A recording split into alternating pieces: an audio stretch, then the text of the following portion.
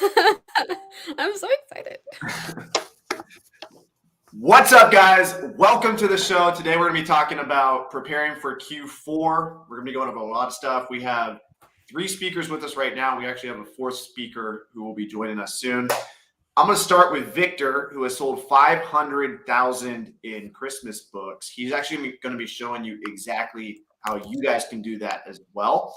So he'll be kicking it off tonight. And for everyone watching the replay and for everyone who's here live, I actually have a $500 giveaway. I actually went out today and I went to the Nashville Public Library and I found $500 worth of profitable books. I'm going to ship them to one of your houses. Just stay until the end for instructions on that. I think some of you guys know what the instructions are, but I'm also going to help you guys prepare for Q4 too. So I have some tips when it comes to shipping your items and getting them ready, when to MF versus FBA, what to expect with check-in times, what to expect with pricing, a lot of different things like that. So I'll be going over that. So Victor is going to be sharing his strategies on how he finds Christmas books from home and is able to sell them on Amazon for an extremely marked up price and make profits.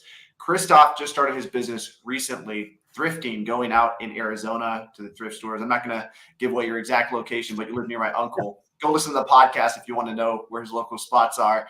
And he's been able to get up to 5,000 in sales, and he's also buying items from eBay and selling them on Amazon. So common theme here, there's so many books out there to be had. 10% of Amazon sales are book sales. There's books all over the place. You can go out and physically find them. I paid 75 cents for each of these, and most of them will probably sell for $20 plus on Amazon. But you can also buy products from eBay or Amazon, order them to your house or a prep center, have them prep, ship them back to Amazon, and sell them for double, triple the price. And then we'll have Steve Rakin. He will be sharing eBay to Amazon. He was doing between 50 and 60,000 in sales. He clears about 10,000 in profit each month, but his house actually just got hit by a car, which is crazy.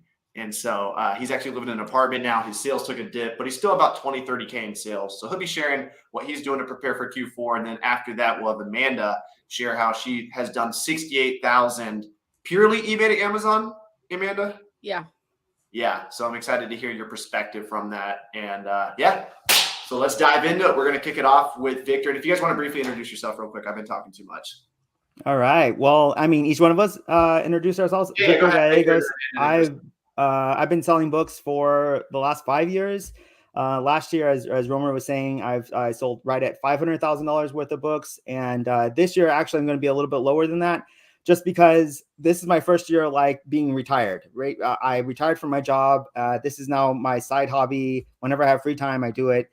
Mostly, I've been trying to focus on helping others. So that's you're a huge inspiration, man. And for everyone watching the replay, I'll link your Facebook group below. I don't have it linked right now, but if you want to go ahead and name that Facebook group that they can go and search. Yeah, seasonal book arbitrage, basically. Seasonal book arbitrage. Definitely go join that group, guys. It's so inspiring seeing your students have success too.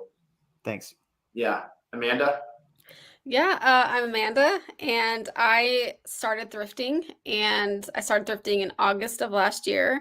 And then in December, I went strictly eBay to Amazon. And so that's my main gig right now. And I do this part-time because I still have a full-time job. Awesome. So, yeah, that's great. And then Christoph. I'm Christoph. I just completed my 3rd full month of sales, hit 5,000, and I expect to hit 6,000 to 7,000 this month, and hoping to knock on the 10,000 door by the end of the year. As said, I do a lot of thrifting as well as eBay to Amazon. And, if I can do it this quickly, then, a monkey can, I guess. Yep. Excited to have you share. And you're you're literally just a couple steps ahead of people who are just getting started. So it's nice to have you, and then a savage like Victor, who's doing $500,000 a year. And then somebody like me who's been in the business for a while. So it's going to be a lot of fun. Everyone who's in the YouTube comments, shout out to Shane. We got Miners Treasures. We got Veen. My boy Veen wrestled with me in high school. He's been hustling out of Chattanooga.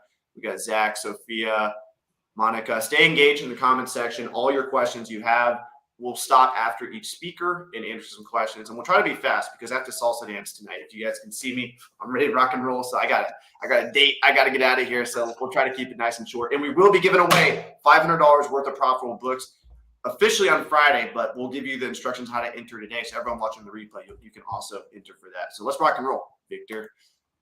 All right, let's go. Can you guys see my slides? Yes, we can. All right. So yeah, basically, yes, you're correct. I sell mostly or seasonal books, right? So Christmas is definitely the biggest of the seasons, but I sell, Halloween, Christmas, Easter. I also do like winter books in the summer books in the winter. So it's just the way I like to do books. It's to me the simplest way and the best like return on investment. So I've been doing this for about 5 years.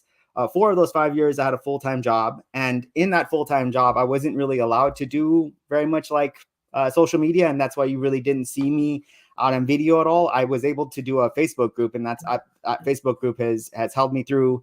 I have about almost 1,500 members in there.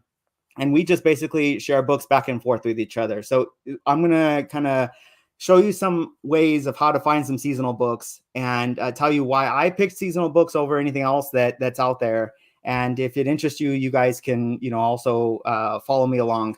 I do recognize we do have some really great presenters, and there's tons of different ways to make money on Amazon. So if this isn't your way, okay, cool. And if it is, keep following along. So, all right. So basically, seasonal book arbitrage, right? I've been a lifelong reseller. I've sold tons of stuff. I've sold diamonds and cell phones and shoes and routers, toys.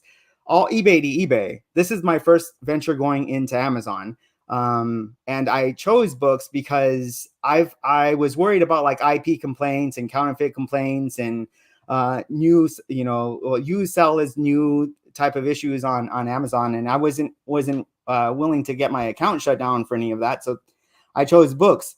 And so I started learning Keepa, and for the last 5 years have been selling on Amazon. And after my first semester selling books on Amazon, I realized how well I was doing, and that's why I started a Facebook group to try to help out others. So for the last almost 5 years, I've had a Facebook group, and you can kind of see the link there on the bottom. But yeah, I've sold over.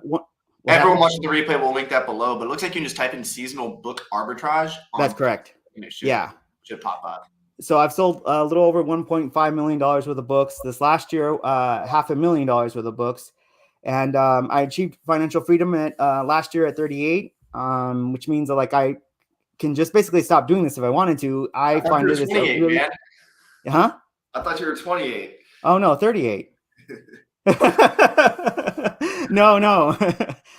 38, and actually that was last year, so I'm 39 now. So I've been retired from my job for the last year and have just been out here living the life. So these two examples here on my left and right. The left-hand side is just somebody recently in our group who wanted to post in there and show his success, and we all congratulated him. And then somebody here, Mike, who Avery just interviewed, who is also part of our group, and he just sold was it 65,000 in the last 6 months, and his goal is to sell $500,000 worth of books too. So these are two people in the group that I really I'm happy for, and there's 1,400 other people just like them. So. But that's why I can continue to be part of that Facebook group and continue to try to be out and make these videos to try to help out as many people as I can.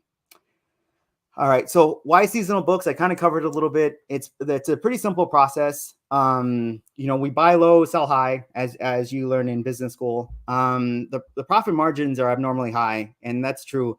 I don't buy a book until I at least make like 50% return on investment. So if I'm not making at least 50%, I'm not trying to buy that book. And if you talk to, wholesalers or RA people who flip retail arbitrage, they're hoping for 10 and 20%, maybe 30%. But any of those percentages are like losing in the types of ways I'm doing it. Like I'm failing if I'm looking at a percentage of like 10 to 20% on these books. Also, the returns that I'm getting back, when I'm sold a book, I get only about 2 to 2.5% of those books back to me. When there's like say in the shoes, if you always buy and sell shoes, that's like 20-25% returns. And I wasn't trying to get those type of returns back to me having to resell them again. And so that, again, another reason why I picked seasonal books. Another thing here is, you can be anywhere, right? You can sell these books. Since I've started, I lived in San Antonio, I lived in Albuquerque, I lived in Nashville, I live in DC. So and my business never skipped a beat. So it's great. you can do this from the comfort of your own house. I also don't have a VA. I don't need a warehouse. This is all done by a prep center. Also, this type of like seasonal way, you also don't have to worry about like IP complaints. I've never gotten an IP complaint. I've never gotten a counterfeit complaint. My account has never been shut down. So this type of way, also the mega sellers aren't trying to buy and sell Christmas books and Halloween books and stuff like that. So you also don't have to worry about them coming in last minute and crashing your listings. So these are all reasons why I picked seasonal books versus any other type of method out there that you can buy and sell items on Amazon. So let me break it down. Just a quick example of, basically your most recent holiday here is Halloween, right? So on Halloween, this pirate costume was $50, right? So you can go to any store, buy it for $50. Then right after, the day after Halloween, that was 50% off, and now you're at 25. In a couple of weeks, that goes down to $12.50. And then maybe in a month after that, it's now 90% off. That same Halloween costume is now $5 versus on Halloween was $50. And a lot of people don't realize that $5 costume stays at $5 for months, like probably up until maybe June, July of next year. And then it starts going back up in price. So what I do is I go and look for books with that same type of process and purchase them right before they start going back up in price. All right. And so I'm because nobody wants to go and buy that Halloween costume in July still or June. So it stays at that price. And so here's an example of a book that does that same thing, Pumpkin Soup, right? You can kind of see, I don't know how zoomed in you guys can see this, but basically this full screen by chance. Yeah, if you do that, that'll make it look better. How do I can You should be able to click on present. It should be in the top right, I think. There's a present view. Okay. There we go. Yep. I was about to call Amanda to help, but it looks good. All right. So you can see there on the bottom of this like Pumpkin Soup book, right? February, March, April, May, June, July, August, all this book is like $2 to $3, right? And then during Halloween, as you do with this costume, it spikes to like $40 to $50. So buy this for like $2 to $3 and sell it for like $40. And there are thousands upon thousands of books just like this on every season that there is. This is just a Halloween example. Just our first example is to show you this happens all the time. I don't need to track this book specifically. Like I don't have to buy this on a specific day when it drops. As you can see, February and on, any day you want, come in and buy this book. So I don't need a VA. I don't need any of these processes. I just need to have found this book and then come in any of those specific months and then purchase it. So that's just one example, and let's go to a few others. The Munster Mash, right? So that's also a Halloween book. It's just spiked in price, and now it's starting to head back down. So right now is not a good time to be buying the book, right? Because it's just past Halloween. But you can see come back for this book in March. This book will again be at $2 to $3, and it looks like it goes for around $30 to $40 in October. I also have a Christmas example. This Christmas book was again May, June, July, August, again a few dollars, and then during Christmas it spikes up to again, was it $40, $50? This happens all the time. And so I sell those and also high school books, right? So my last one would be this high school book, and this high school book is great because this book is like, again, $2 to $3, and then during high school textbook season, which only happens once, right? It only happens during the August textbook season.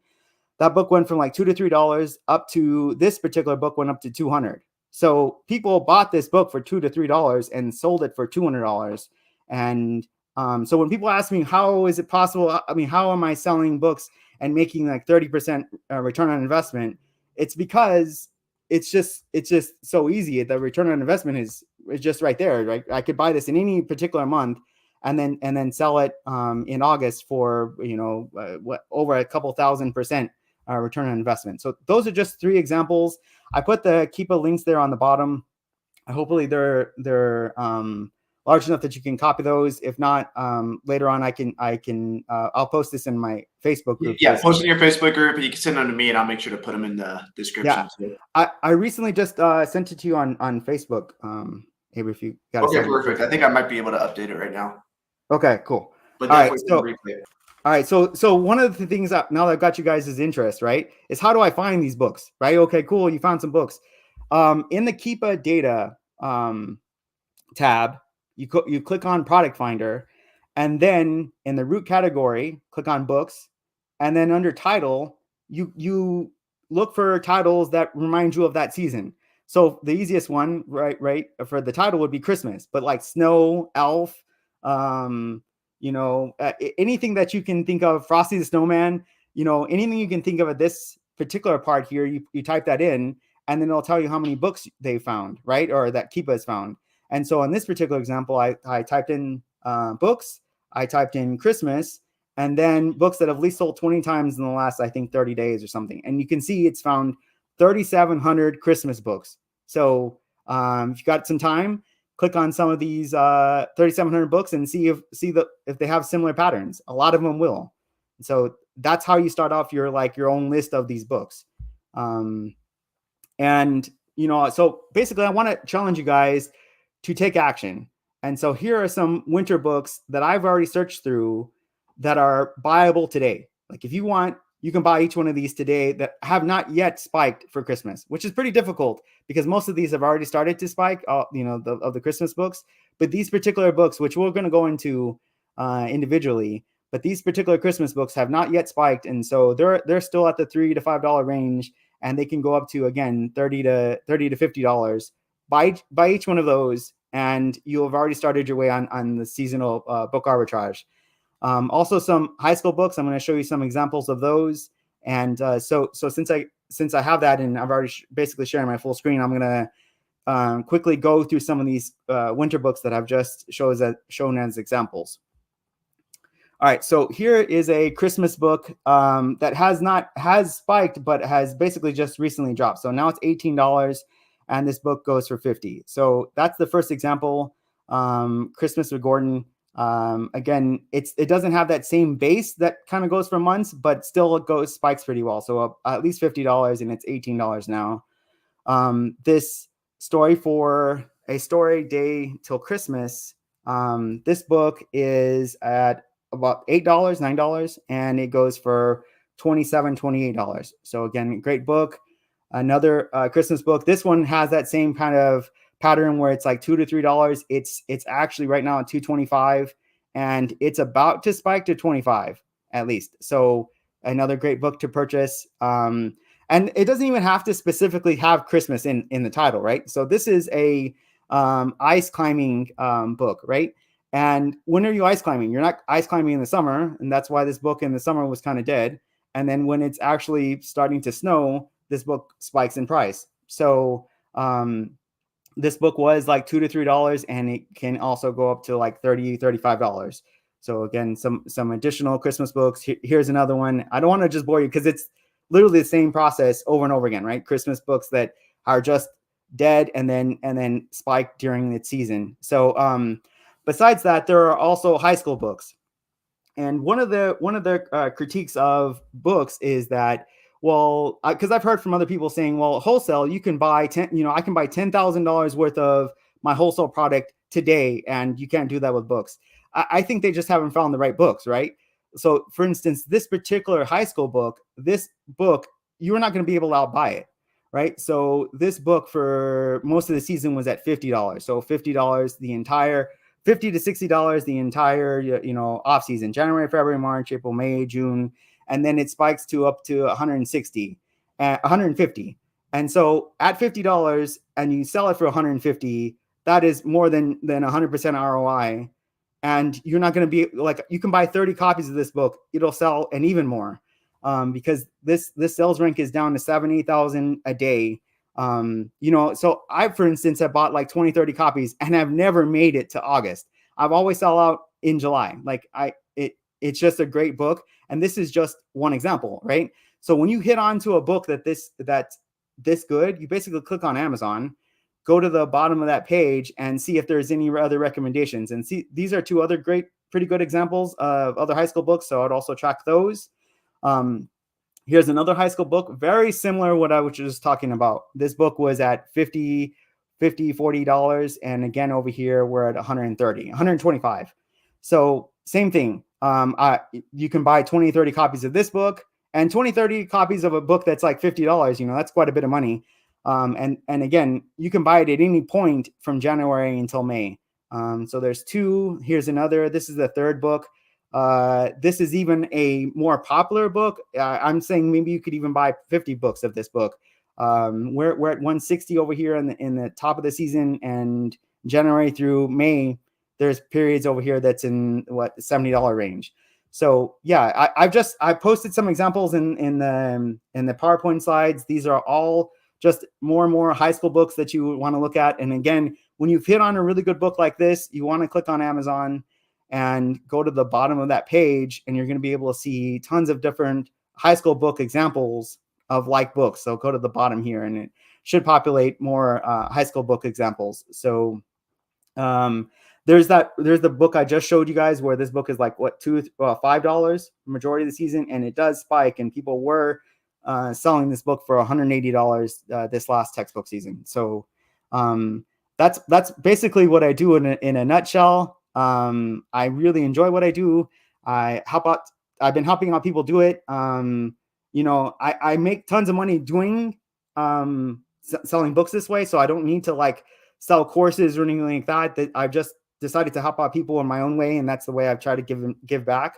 The way I make money is by selling these type of books. So if I always said, if I needed more money, I'll just buy another high school book or another Christmas book. So there you go. I don't know if we're going to take questions now or at the end. Yeah, we can jump into some Q&A. And if you want, man, if you're down for giving away that information for free, we could add another section to starthumble.com, get you to shoot some videos. Yeah. I mean, I'm totally willing to help out in any way I can. Because my dad's like super excited about retiring, and he wants to do something. And I'm telling him, like, jump into Steve's eBay to Amazon course, learn from Joji Davenport, and you as well. I don't really watch your YouTube videos. Do you have a YouTube channel that you post on frequently? I don't have YouTube. Yeah. I don't have like. We can shoot like 5 or 6 videos, just like breaking this down for people, because I know some people are confused, but somebody like my dad could definitely like understand this and start taking action on it. Yeah, it's just a really great way to, like, because a lot of people, like, when they're thrifting, right, they're wanting to spend a couple of dollars on a book. This is the easiest way in, right? You're only spending a couple of dollars on these books. I'm not asking, or these books aren't asking for $30 to $50. These are like a couple of dollars at any point in the season. So it's a great way. It's a great entry point in, and just really great ROI. Definitely. So everyone, go give Victor's Facebook group a join. And we'll jump into some questions real quick for anyone who has questions. We're going to start with Chris. She commented at 6:51. We'll start with those. And then if you guys have questions, burning questions, go ahead and ask them now. And then we'll get Rake and Profit up here next. So Chris is asking, how do you know if a book is going to spike up and not down? Can you predict the future, Victor? Yeah, no, you can. What you do is you look for a book, and I've only shown you these Christmas books when I was showing you guys. It's basically Christmas books that have not yet spiked. There are other books that are so dependable. Every Christmas, every year, they've always spiked. Like I've given an example, The Night Before Christmas. That book every year is in demand right before Christmas, right? And every year it has that same amount of demand. People remember that book and want to buy it.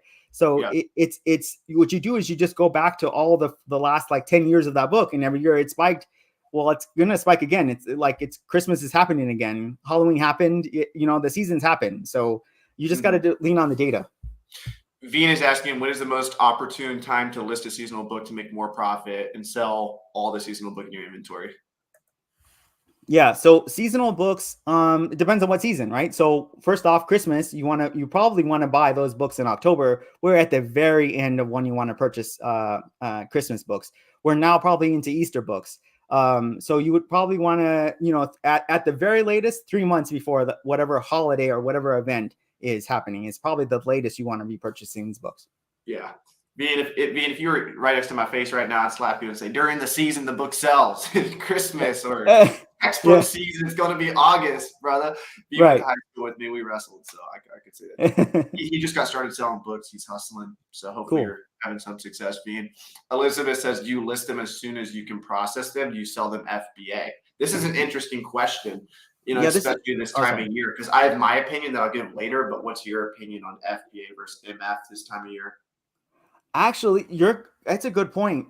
I've stopped purchasing those winter books. I might purchase those. I've said to my group the cutoff would be at the very beginning of this month for Christmas books to get them in, because processing is taking a while. So if I did purchase these books, say even like past this point, I'd probably do merchant fulfilled, because just right now Amazon's really slow in processing books into the warehouse and might not get there by Christmas. But if you're doing Easter books or something, let's just say you're doing Easter books, I would purchase those Easter books now, send them into Amazon. And I know some people have thoughts of like, well, I'm going to start paying storage fees. If you break down the storage fees are like 4 cents a month. And if you were to say you buy this book, even if you were to buy like a Christmas book in like April, you're adding 4 cents a month. That's what 40 cents altogether. So it's a $2 book plus 40 cents. That's $2.40. And you're selling the book for like $40. You're not, you're definitely going to make your money back and more. This is not something you should be worried about in this type of method. Yeah. Michael's asking, how do you get around the high pricing error during the off season? Yeah. So what we do is, or what I've done, if there is a high pricing error on some of these books, because it does happen, leave it in the high priced error. And then when it gets closer to the season, the high pricing error will come off, because the price of the book will have started to move up.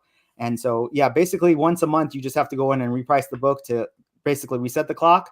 And then you'll be able to sell that book during its season. Are there counterfeit high school textbooks? I've never found one. And like I've said, I've sold thousands and $1.5 million worth of books. I've never gotten anything. I've never gotten IP. College counterfeits are pretty common. College books are, but the reason why high school books aren't is because this high school is purchasing from the publisher. There's no 9-year-old paying the publisher for books or willing to buy a counterfeit book from from somebody. So the college these are more lucrative, and therefore a lot more likely for counterfeit books to enter the market. Exactly. So more circulating. So definitely be careful. If you guys do come across restricted books, I made a business model for that where we actually check your books to see if they're counterfeit or not. We went through hell and back to keep this business alive. And now we have basically a warehouse that is trusted by the brand and Amazon to check your books and make sure they're legit. So that is restrictedinventory.com for anyone that comes across restricted books. I actually have to ship these books to Texas because I'm not approved to sell them myself. So I have to send them to Amazon where they get listed on the approved account. And then we split the profit 50-50. Grind hard, well done, sir. And welcome to the freaking Well Show. Baby. All right. Let's see. We'll get a few more questions. I'm going to get Steve up here. Bean says he'll wrestle me. You do not want to wrestle me. I just did a day in the life vlog. I had somebody record my whole day, and I went to wrestling practice. And my friend was so mad because we get to wrestling practice. He's like, "You're just doing this to take me down, man." He's like, "You just want me to take me down on camera." And I took him down on camera, and he's so mad. But that video will be dropping next week. You guys will get to see. We also found like $500 worth of profitable books, which I'm going to give to one of you today. Just wait until the end for instructions on that. For everyone watching the replay, you guys get put in there too. With the high pricing error, are you worried that it will get automatically removed from the warehouse? You kind of talked a little bit about that. Yeah. But As long as you reprice the book and it becomes active once a month, you're fine. I have Christmas books on listed right now, and I have like 4 high-priced errors. So this is not a real big concern. I have up to 500 Christmas books in there, and there's a few, but basically you just reprice it once a month. Gotcha. Yeah. Rick and Profit. What's up, brother? I surprise attack you and put you on. How you doing? Hey, what's going on, guys? Victor, man, holy mackerel. We all got to give Victor a big shout out. I am impressed. Yeah, drop one in the chat for Victor. He's a savage. He needs to be posting more on social. I just started without doing it, and I guess I need to start my own YouTube channel. So yeah, definitely big shout out. If there's anything I can do to support you, Victor, let me know for sure. But great job. You had me hooked that whole session, man. So Thank It's kind of like, I feel a lot of pressure now, man. I got to try to one up that amazing presentation. You got it. All Okay, right, Steve. cool. Steve's going to break down flipping from eBay to Amazon. And Steve isn't just limited to Christmas books or textbooks. He actually does a bunch of different products. So, Steve, take it away. Thank you so much, Victor. Sure. Thanks so much, Avery, for having me on. Victor, great work. I'm actually really excited for everybody else who's coming on as well. We have some pretty hard hitters, on deck. So this is going to be exciting. So what's going on, everybody? My name is Steve Rakin, and today's going to be a short and sweet presentation. Today, I want to give you 10 product ideas. Okay. Now, these are products that I'm flipping from eBay to Amazon FBA. I also have found a couple of these on Facebook Marketplace.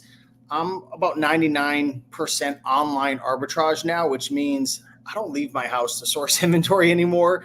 So I find most of my inventory from ebay.com, a little bit from Facebook Marketplace, and I've dabbled a little bit with Amazon to Amazon. I think there's a lot of huge opportunities with that. So maybe Joji will. I'm not sure if Joji's going to be touching on that, but I know Joji is an expert. Joji, he's definitely going to be talking about that. Okay, that's exciting. Okay, perfect. So my name's Steve. I've been flipping on Amazon FBA and reselling in general for, I said 8 years plus. It might be 10. The time is flying by. But the particular business model that I run right now, which is eBay to Amazon, similar to, I think Victor. Did you say, Victor, does eBay to Amazon or mostly Amazon to Amazon now? I know he did. He does all of them. Yeah, he does all of them. So I know Victor does a little bit of eBay to Amazon. Amanda does. Joji does. I think everybody on this panel except Avery, man. Yeah, you seriously give me so much FOMO doing it, but my income's already so book heavy from restricted inventory that I like to sell other products. Yeah, and like Victor said before, I want to mention this. I thought that was really important. Victor mentioned, some people might not want to do books, or some people might not want to do online arbitrage, and that's perfectly fine. There's literally a million different ways you can make money. There's hundreds of different products. There's different models from wholesale to OA, and you could dive into OA and you could source from Facebook, from eBay to Amazon. I flipped items from Etsy and Poshmark as well. So don't always think, oh man, Steve's doing this, or Amanda or Victor. Sometimes you just got to, follow your heart or your gut, and don't jump. What do they call it? It's, when you're jumping from thing to thing, it's like the shiny object syndrome, right? That is the secret to not being successful, is dabbling in a bunch of different things, jumping from thing to thing. I think it's important, to taste all the different businesses. But once you figure out what you like and maybe something you have success with, you really should go all in on it. And, that's a challenge I've dealt with over the years. And I'm grateful to have found, eBay to Amazon for me. In the last 12 months, I've done 550,000 in total sales with eBay to Amazon. It's probably 98% eBay to Amazon.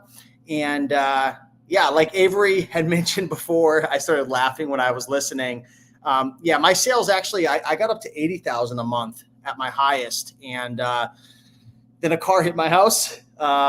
My sales right now, I'm at 35,000 for the last 30 days. So my sales have taken a hit because I didn't ship anything out for 2 months. And that's a lesson learned.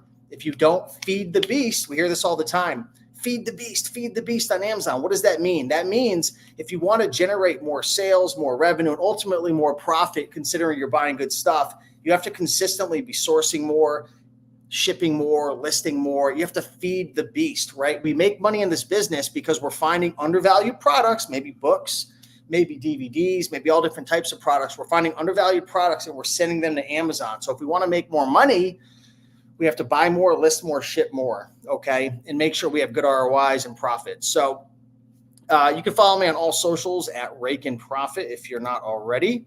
And disclaimer, I'm going to be sharing 10 different product ideas. These are actually 10 products I've sold. Some of these I sold over a year and a half ago. Some I've sold, a couple months ago. Some I've sold last week. But the purpose of me sharing these 10 product ideas, it's not meant for you to just copy it exactly, right? Thankfully, Victor did give us some items we could buy right now, so that's awesome. But the point of my presentation is to open up your eyes and inspire you to the different opportunities out there, the different niches, the different categories, the different products that you can flip.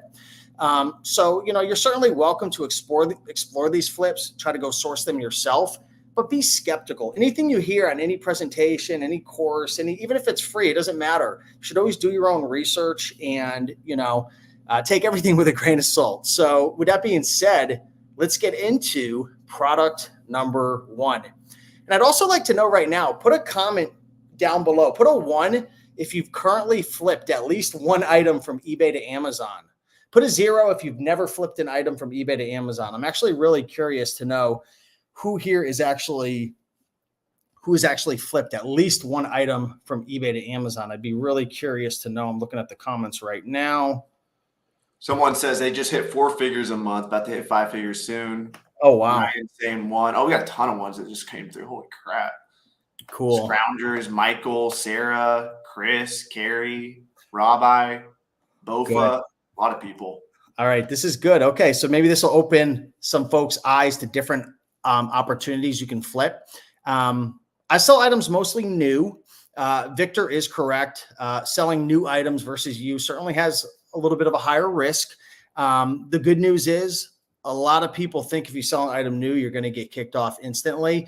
I've sold over 12,000 products. Matter of fact, in my career, I've probably sold 30,000 products. I'm not sure how many have been new, but I've only had a couple IP complaints. The only counterfeit claim I actually had was on a book.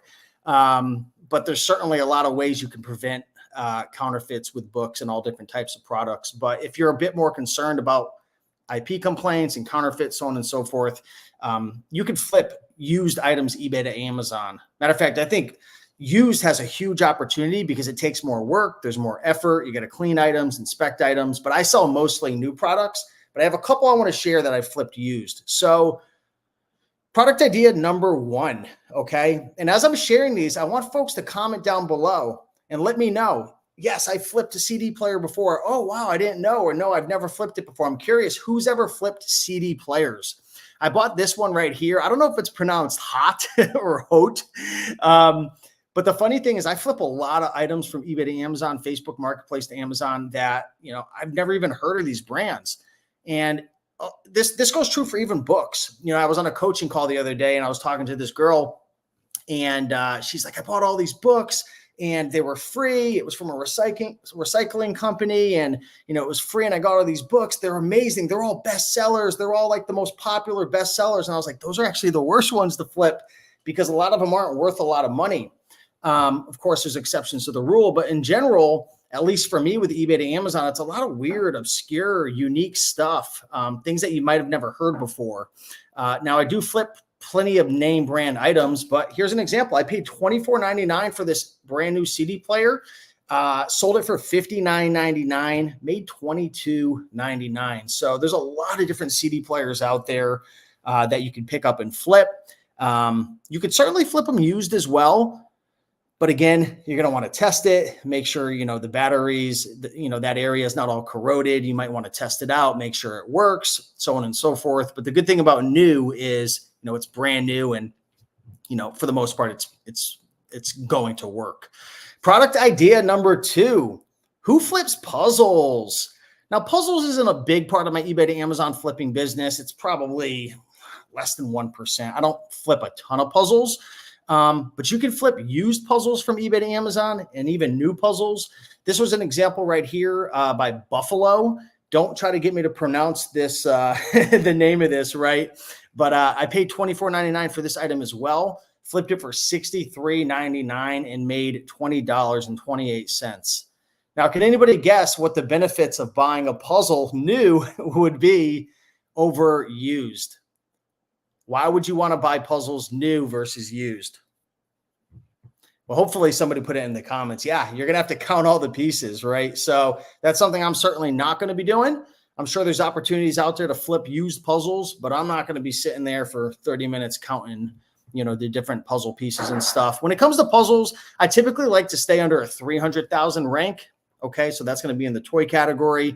So, under 300,000 rank, new. And yeah, this was a really nice flip right here. a lot of different items that you can flip with puzzles, a bunch of different brands. All right, product number 3. So I was just going to put video games, but I want to niche down a little bit. PS2 games and accessories, controllers, memory cards. Right here was actually the Guitar Hero 2 set. So it was the whole entire bundle. This was brand new. Now, this was just a picture on eBay. This wasn't the exact item right here, but a lot of these things can do well. I've never played this game before. I know Xbox has a similar one as well, but I flipped quite a few of these in the past. I remember this was probably 6 or 7 years ago. I was at a green room meetup and picked one of these up in Austin, Texas, flipped it for over $300. It was an Xbox version. It was a different one, but this particular one paid $74.99 and flipped it for $209.99. So video games, lots of different items that you can flip. When it comes to video games, typically with video games, the ranks could get a little bit wacky, so you have to be careful. If anybody's using FlipMine, which is a software that I use to do a lot of my sourcing from eBay to Amazon, a lot of times you'll come across video games that are 60,000 rank, 80,000, 100,000 rank. You got to be careful with those because there's a lot of video games, especially used ones, that are rare that you can flip for $80, $100, $200. But like Avery always says in his videos, you can have, $1 million of books or $1 million worth of profits in product. But if they never sell, what do you really have? You have nothing. So, when it comes to video game stuff, I'm usually staying under 30,000 rank. I have flipped plenty of used, of course, make sure they work, test them, be careful with video games, like especially the PS2 and, some of the older ones as well. If the manual is not included, if the case is damaged, a lot of collectors will be buying these items. So, if you're selling used video games, always add a description. Make sure you're descriptive in terms of, what it comes with, what it doesn't come with, test it out because you will get returns. But this made $81 right here. Now, this is something that might be up Victor's wheelhouse right here. This was a book set that I sold a while ago. Paid $69.99 for this book set right here. It was a complete set. And sold it for $185.99, made $67.25. Yes, you can sell book sets. A lot of people, they ask, can you sell a book set? What do you do? How do you prep it? When I sell book sets, typically what I do is I just wrap them up in some shrink wrap, put a do not separate sticker on it, and then just put it in my shipment. You could, put it in its own box, do not separate sticker. You could polybag it if you wanted to, put a suffocation warning, do not separate sticker, so on and so forth. But book sets can sell for a lot of money. I think I was watching one of your videos a while ago.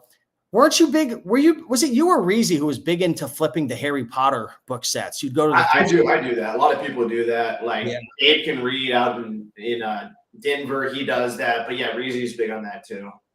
Yeah, I remember when I sold this $3,000 Jewish book set. Shut up.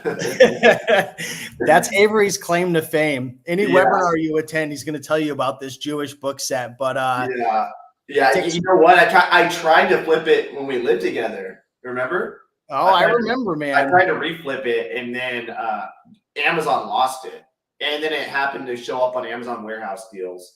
So they stole my book and relisted it, and I paid $500 for it. So I don't know if Victor does this, but I have talked to some book flippers who are a bit more savvy than me, and they have different lists of book sets where they'll snipe them off of Amazon individually or eBay, and they'll put them all together and flip them. So I'm not sure if anybody does that or if Victor does that, but I do that. Yeah. Okay. Yep. Nice, man. I've never really done that. If I see a set, I'll look it up. But I've never really done that too much. I mean, maybe back in the day, I might have done it a little bit at thrift stores. If I see one, I'm like, ooh, what's this? Or the Hardy Boys. I mean, those sets are huge though, but yeah, I do it because say if it's a book set of 6 books, but only 5, it only comes with 5. That's going to go dirt cheap because nobody wants 5. So buy the 5 and then go find the one somewhere else. And you're going to be able to make some good money from it. Awesome. Thanks so much, Victor. Mm-hmm. So that was a book set right here. Here's a really good one to flip from eBay to Amazon. Now, I would say you want to be careful when it comes to the cassette tapes and the VHS or the VCR tapes, whatever those things are called. Because the big issue with these, most of them on Amazon, Keepa won't track the data. So a lot of times it'll have like unknown sales. It won't show like the drops on Keepa. I don't know, for one reason or another, Keepa doesn't track a lot of these tapes very well. So while that does create a challenge for us up front to analyze them, if you're willing to test, I've made some killer deals with items like this. And this was a set of, I think, 6 or 7 of these Excel, I can't even read Roman numerals, but yeah, this was a set right here that I flipped that I paid $33.99, flipped it for $94.99 and made $41. Now, I only flipped these new. Pro tip, if you're at garage sales, I've done very, very well at garage sales where sometimes people will just throw a whole bunch of these in a bin for like $1. Take them all and then look them up on Amazon to see which ones are valuable. Sometimes you'll have to put it on eBay because there might not be listings, or sometimes, like in this example, there could be like a lot of 7 that go for like 40, or there could be like a lot of 15 that go for like 90, or a lot of 2 that go for 20. So you have to, take out your Amazon seller app, scan the cover, and see what listings are out there. I've never got big into creating my own listings. I've never done it. It just seemed too time consuming. Maybe some folks here do, and I'll watch your YouTube video. But yeah, these are really, really underrated. Facebook Marketplace, eBay, thrift stores, garage sales. I mean, you could crush it on these, and there's a ton. Just be careful. You're not going to have a lot of upfront data on these, and a lot of times you have to buy a set, test it. I think Amanda flips a couple of these. I'm pretty sure you get into this. So there's opportunities here for sure. Product idea number 6, tools. I flip a lot of tools from eBay to Amazon. I don't really do it from Facebook Marketplace. About 6 months ago, I got big into tools and electronics. This is a gas detector. I flip so many crazy random tools. The downside with tools is, and with a lot of electronics, a lot of them do cost a bit more money. Okay. So, a lot of the tools that I buy, I might be spending $50, $100, even $120, $130 on an item. And it's a bit more competitive, I would say. You do have to get ungated in certain brands. So if you're a new seller, you might not be able to sell a lot of tools, but I sell a ton. Here's an example of an item I paid $69.99 for, flipped it for $103.99. So, I mean, it's not crazy, insane margins. It's pretty good. Actually, that profit doesn't look right. I feel like I should be making like $20 profit. So maybe that number is not correct, because that profit should be a little lower. That's like Amazon not taking out any fees. And I can promise you one thing on Amazon, they're taking their fees. So I probably made like $20 profit on that. Maybe I put the wrong one. But either way, I flip a lot of these different tool items. If you use FlipMine, you could just go to FlipMine, go to category, home improvement. There's a bunch of different categories. There's business and industrial. You could find a lot of tools. There's a couple different categories that I source, but tools are great. They flip really fast. You just got to make sure that it's actually new. A lot of people will sell tools as new on Amazon, but they're actually open box. They could be missing items, missing the seal. So definitely not a beginner product, but I flip quite a bit of tools. Now, Q4, here's a great product to be looking at. Toys. Right. I flip a lot of action figures, Marvel, Disney. This is a Hulk action figure right here. Now, this was one I flipped, I think it was last Q4, because right now I looked this up. These are up to about $100 now. So, hey, it was a good flip back then. I don't know if you're going to be able to buy these for $35.99 anymore, but this was an eBay flip. Flipped it last Q4, paid $35.99, flipped it for $74.99, $20.36. Again, not the most crazy, insane thrift store margins or book flip margins, but I did this from home, literally bought it, showed up to my steps, listed it in my garage, shipped it out to Amazon, and yeah, pretty good flip right here. Now, board games. Put a 1 in the comments. Who loves flipping board games? Board games are fantastic. Now, there's big opportunities to flip used board games as well. If you sell a used board game, though, I always list it under collectible. Okay, that was something I learned from some mentors a long time ago.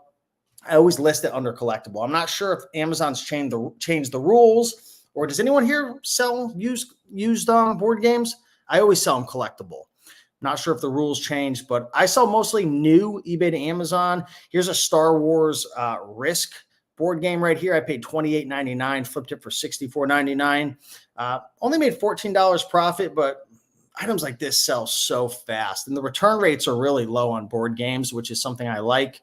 If you're not able to sell Star Wars, go over to Lego.com, find a Lego set that's Star Wars and, get ungated in multiple brands all at once. Just buy 10 from Lego, maybe like 10 keychains, a Star Wars keychain, buy 10, get the invoice, add product, upload invoice, and you should be ungated fairly quickly for like probably less than $50. And, you could sell the keychains on eBay and get back 20 or $30. So, ungating is part of the process, especially if you're a new seller. It is what it is. Selling on Amazon is getting harder. It's not getting easier. The good news is, as it gets more challenging, most people give up. Most people quit. Most people never even go through the verification process. So if you're able to go through the verification process, stick with it, get ungated in certain brands, you're going to have a big advantage over a lot of other sellers. Product idea number 9, cameras. Now, cameras isn't, it's probably not something that makes up any more than 5% of my flips. I don't flip a ton of cameras. But here's an example. I'm giving you guys a bolo. I've been flipping Canon PowerShot ELFs for years. I mean, I've been making videos about these things since probably 2016, back when I used to buy them from pawn shops and then flip them on Amazon. So I flipped these used, new. This is actually a used flip that I had a while back. I paid $126.99, sold it for $289. I think these are even up to like $350 now or more used. I don't know what it is about the Canon PowerShots. I mean, these were actually the first digital cameras, the little handheld ones that I used when I started my YouTube channel back in, 2013. These are nice. I don't know what people like about them. Maybe they're small and, easy to use, but these PowerShots, there's a whole bunch of different models. There's the 135s, there's the 300, the 310, the 330. I think it goes up to, I don't even know. But certain ones are more rare than other ones. And for some reason, this particular model, the Canon PowerShot ELF 135, these things sell like hotcakes, but they're rare. They're hard to come across. So if you're going to sell a used camera, I'd recommend, bubble wrapping it, polybagging it, or you could put it in a box, do not separate, and then stick it in, your shipment. That way you obviously want to keep it safe. If it doesn't come with, all the cords or the charger or the battery, you're going to want to list that out. Okay. Obviously, if you have the accessories, the higher likelihood you're not going to get a return. But yeah, Canon PowerShots, just want to share that bolo with you guys. And last but not least, pickleball, sporting equipment. I flip quite a bit of sporting equipment. I mean, probably not anything more than 5% of my flips, but I do flip sporting equipment, and I've been flipping quite a bit of these. I mean, it's slowing down a little bit because it's obviously wintertime now, but it's spring and summer somewhere else, right? It's warm in other places, but these pickleball rackets, whatever you want to call these things have been flipping really well. And matter of fact, one of the things I've been doing, I don't know if anyone here is in the Amazon influencer program, but I've been reviewing a lot of my eBay purchases that I'm going to flip on Amazon for Amazon influencer. And I have one video that I reviewed a product. I literally just shared it. Like, I didn't say, hey, I was out using it, but I was like, hey, this is a cool item. Here's the grip. I just shared some detail about it. It's been making like $15 to $20 per month for like the last 3 months with just one review video. So if anyone is in the Amazon influencer program, especially if you're selling used stuff and you're using it a little bit, or some stuff about it, you can review it. But yeah, this was a cool flip, 66 to 124. It made $33.92. And just another flip. So if you guys enjoyed this content, you want to learn more about eBay to Amazon, I just released a brand new podcast. It's called the E2A Flippers Podcast. I just put out my first 2 episodes. So the goal is to put out a fresh episode each week, 100% free, sharing all different tips and tricks for flipping from eBay to Amazon. This is all eBay to Amazon. So if you want to learn about other stuff and thrifting, you can go to my YouTube channel at Rake and Profit. But this is what I'm most passionate about. It's, I feel like I finally found the one thing that I just really love. I mean, I've been thrifting and flipping on Amazon for 10 years, but for me, just like Victor, he found, his seasonal books, right? And it's amazing. I found eBay to Amazon, and, one isn't better than the other. It's just, there's so many opportunities. So you got to find what you enjoy. So yeah, check out my podcast. You can go to Spotify, Apple Podcasts, anywhere, and just look up the E2A Flippers podcast. And yeah, if anyone has any questions, feel free to ask away. But thanks so much, Avery, for having me on. I appreciate it. 100%. Thanks for coming on. First question. Hey, Rakin, do you sell any adult toys? That's the first question. I don't. But if I'm missing out on something, let me know. Why is it getting harder to sell? You said it was getting harder to sell. It's getting harder to sell because Amazon's making it more difficult to sign up for accounts. The fees are getting higher. It's more challenging to get verified. There's more brands that are getting restricted and gated, and there's more rules. So in my opinion, to keep this short, Amazon doesn't need 1,000,001 kind of crappy sellers. They need, 500,000 really good ones. Yeah. So yeah, they're crunching down on like counterfeiters and overseas people, making fake accounts, stuff like that. yeah. If you sell books, how do you sell games as well? Individually list? Do you use an app for that? No. Yeah. So, I list everything with GoToLister. Big shout out to GoToLister. Yeah, I sell all different types of products. So you could sell anything you want, as long as you're gated and you prep it correctly and, you have a way to list it. It doesn't matter. You could sell whatever you want as long as you're allowed to. Speaking of that, do you mind if I take a quick second to go over this giveaway and show them how they can list pretty fast? Sure. So my talk today is just going to be on like inventory prep. And I'm going to talk a little bit about merchant fulfilled versus FBA, when to use a prep center and when not to. But first, I'm really going to talk about GoToLister and how to list your items fast. And the most important thing is like during the whole year is that your items get listed fast and you can spend more time listing. Because listing is like, you could pay somebody $15, $20 an hour to list for you. But if you're a good sourcer, like I went out today and I found $500 worth of profitable books in a few hours. So my time sourcing is worth hundreds of dollars an hour, but my time listing is worth less than $20 an hour. So you guys should be listing as quickly as you can. I'm going to show you how to list really fast right now. So Steve, tell me if you can see my screen when I share this. Like having you here, because I always freak out when I do this. I think people can't see me. Boom. You see my screen good?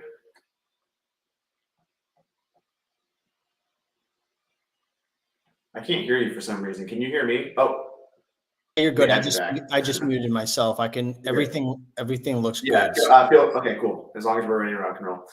All right. So this is the way GoToLister works. You just select what condition it is. So I got all these from a library for 75 cents. So I put the source as the name of the library, the first letter of the library - library. My buy cost is 75 cents. That way GoToLister is going to track how much profit I make at the end of the year. We're going to have net profit reports pretty soon, but we got gross profit reports right now, which I'll show you in a second. We can put X library. You can elaborate on the condition. You could add ships fast, 100% satisfaction guaranteed. I just like to put like simple condition notes. So X library, then enter, and then listed by, I'm going to put me here or whoever listed it. And if you list on Seller Central, it's really slow. You have to list one at a time. Or even if you use like an alternative app like Inventory Lab. But with GoToLister, we literally cut your listing time down by like 4x. So you can list whatever items you want. So here's a beauty product. So if you're listing new items, you select new here. Don't spill your water in the process. Scan the barcode. And then all the rest of my items are good. So it looks like we're restricted in that right now, or this account is actually, no, I think we can list it. So let me always select the sales rank that's lower. We're going to select 14,000. And let's see if this prints it. Boom, there we go. So as you can see, that took a while to get out this F and SKU. And with this F and SKU, what you'll do is you'll cover up the barcode just like that.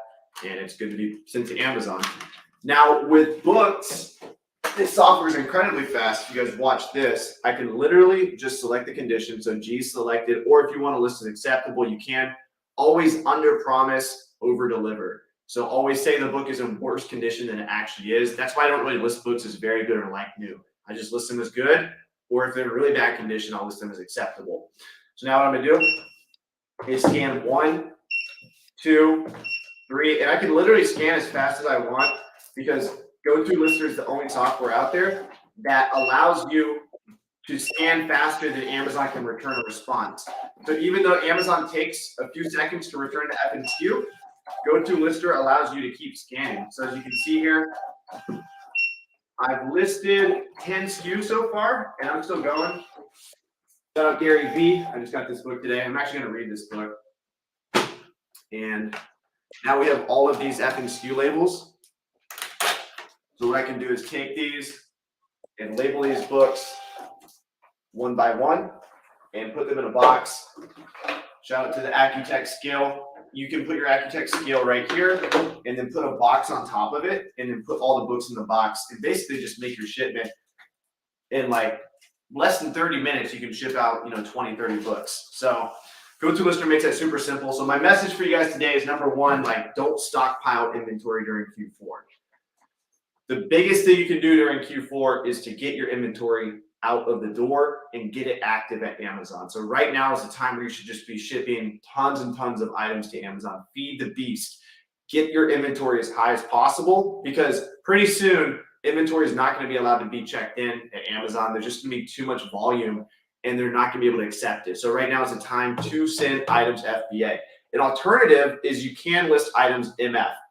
So during Q4, which it is Q4 right now, but definitely towards the last half of November and during December, you guys can actually create merchant fulfilled shipments. So go to GoToLister, type in merchant fulfilled, and you can list all your products merchant fulfilled, which means you have to fulfill the product when it sells, but then you don't have to wait on Amazon's slow check-in times. So there's a lot of money to be had during Q4 just because people aren't able to send inventory in. Prices are going crazy high and you're able to, take advantage of that increase in demand. So list MF during Q4. If you want, you'll get a lot of sales. You're gonna put more work in for sure, but it's going to help you out. And if you want, you can also use a prep center. A prep center I recommend is Little Out Prep, but just keep in mind that whenever you use a prep center, there's always the chance that they may not, fulfill your inventory. You got to realize they're running a warehouse, and just like Amazon, they run out of space as well. So anyone who wants to enter the $500 giveaway, you can go to GoToLister.com. I'll put this on the screen real quick for you guys. Go to GoToLister.com and just sign up for a free trial, and we'll select 2 winners this Friday. We actually did this recently, and I just private messaged the 2 people that won, and I didn't really make a big deal about it publicly. But this one, I promise I'll make a big deal of it publicly because it's $500 worth of profitable books. This is for everyone watching the replay too. At least $500 worth of profitable books. Shipped, packed directly to one of your houses. All you need to do is have a free trial of GoToLister, the fastest listing software on the planet. As an Amazon seller, you need a listing software. So why not make it GoToLister? It's faster than everything else out there. And we have so much planned. My developer is coding for 10 hours a day. He's obsessed with this. And look at what we have. We have profit reports for you so you can see not only what your sales are on a daily basis, but also what your profit is. And remember, since you're using GoToLister to enter your buy cost, it remembers exactly what you paid for the product.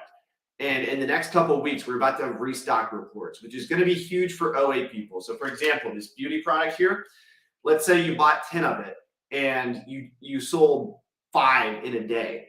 GoToLister is going to tell you, hey, you should restock in this product. So that's coming very soon. And we actually have a spreadsheet right now for people who want to take advantage of restocking their inventory. You can download 2 reports from GoToLister and get your restock report. My team's actually doing that right now for me and my business. I'm selling wholesale product, and we don't know what product we have a 30-day supply of. So pretty soon, GoToLister is going to have all that for you. But right now, we have gross profit. We have orders. You can see what orders are selling. And most importantly, you can make shipments super, super freaking fast and get them out the door. So all you got to do is go to GoToLister.com, put your email in here, make a password, and it's a completely free account. You can cancel at any time. 100% satisfaction guaranteed. You know, if you don't like it, you can leave. But everyone who enters watching right now live and everyone watching during the giveaway, during the replay, you'll be entered for the giveaway. That's $500 in books, packed, shipped directly to one of your houses. Good luck this Q4, guys, and everyone that wants to enter. Go ahead and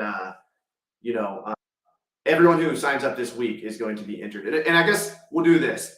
Email us Q4. Email us Q4 at support@gotoenlisted.com, and that will put you, and this is for existing GoToEnlisted users and for people who are just now signing up. So, and for all my Steve people out there, go through Steve's link below. That'll give you a 30-day trial via Steve's link. All right, we'll go for a few more questions for Steve, and then we'll get Amanda up here. Does GoToEnlisted have an LV option? What does that mean, LV? Lifetime? We have an annual plan. I'm not sure what you mean by LV. Sean Arthur said just signed up for your E to A master sheet. Sweet. We need an open box option for GoToEnlisted. I'm not sure what you mean by open box. Oh, when you're listing, just shoot us a message on support. Live version. I'm not sure what you mean by live version. What does that mean? It is live. Didn't AccelerList or Inventory Lab, didn't they have something where it was like live or closed batch or something? They had something. That like sends, it's not effective. You just get a ton of split shipments. That's why we don't do it. But I'm not sure if that's what they're referring to. Just email us Q4, and we'll email instructions out for this, but email us Q4 at support@gotoenlisted.com. That goes for all existing GoToEnlisted users and for everyone who just signed up. Steve, why don't you use higher price point products so you can get higher profits? So I do. I mean, so the first, 60, right? yeah, I mean, so the first year I did E to A, I was all DVDs. So the first year I flipped like over 5,000 DVDs my first year, and my average selling price was around $36 to $38. And this year I raised it from 36 to at least 2 months ago. I haven't checked what it was, but I'm sure it's still probably over $60 to $70 average selling price. So that means if I take my total sales divided by maybe in the last 3 months, if I took my total sales, which was maybe, I don't know, $150,000 divided by all my flips, it was around $60 to $70 per flip. So I agree. I think higher flips are, at least for someone who has more capital and more credit. I like it. I like it because you do less work and make more money. Obviously the returns hurt, but it's all a numbers game on Amazon. So yeah, I agree. I like I love high ticket flips. Someone's asking if they list 30 books with the Amazon seller app versus GoToEnlisted, how long would it take? With GoToEnlisted, you could probably get it done in 20 to 30 minutes. And with the Amazon seller app, it would take you over an hour, maybe two. Especially like trying to go in Seller Central and find SIN shipment and all that.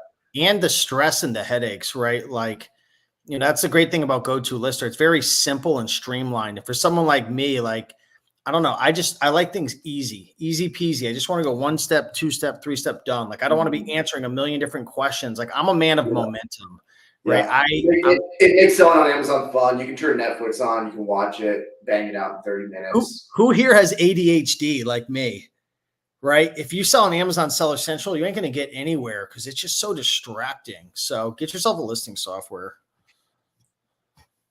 If an item has a limit of 5 on Lego, can you order 5 of one and 5 of another to get ungated, or does it have to be 10 of one? 10 of one, from my understanding. Yeah, supposedly you can do 5 and 5, but why would you want to risk it? Just get 10. Do you need a label machine to improve your efficiency? How do you print labels otherwise at UPS? Yeah, so if you're serious about this, I recommend a Rollo printer. But if you're just testing the waters, I would have Amazon label. But they do charge like 30 to 55 cents per item. Or alternatively, you get 30 up labels and print them from a regular printer. I love the Rollo though, man. That Rollo printer, game changer over the last year. Again, why switch from Amazon Seller Central to GoToLister or whatever?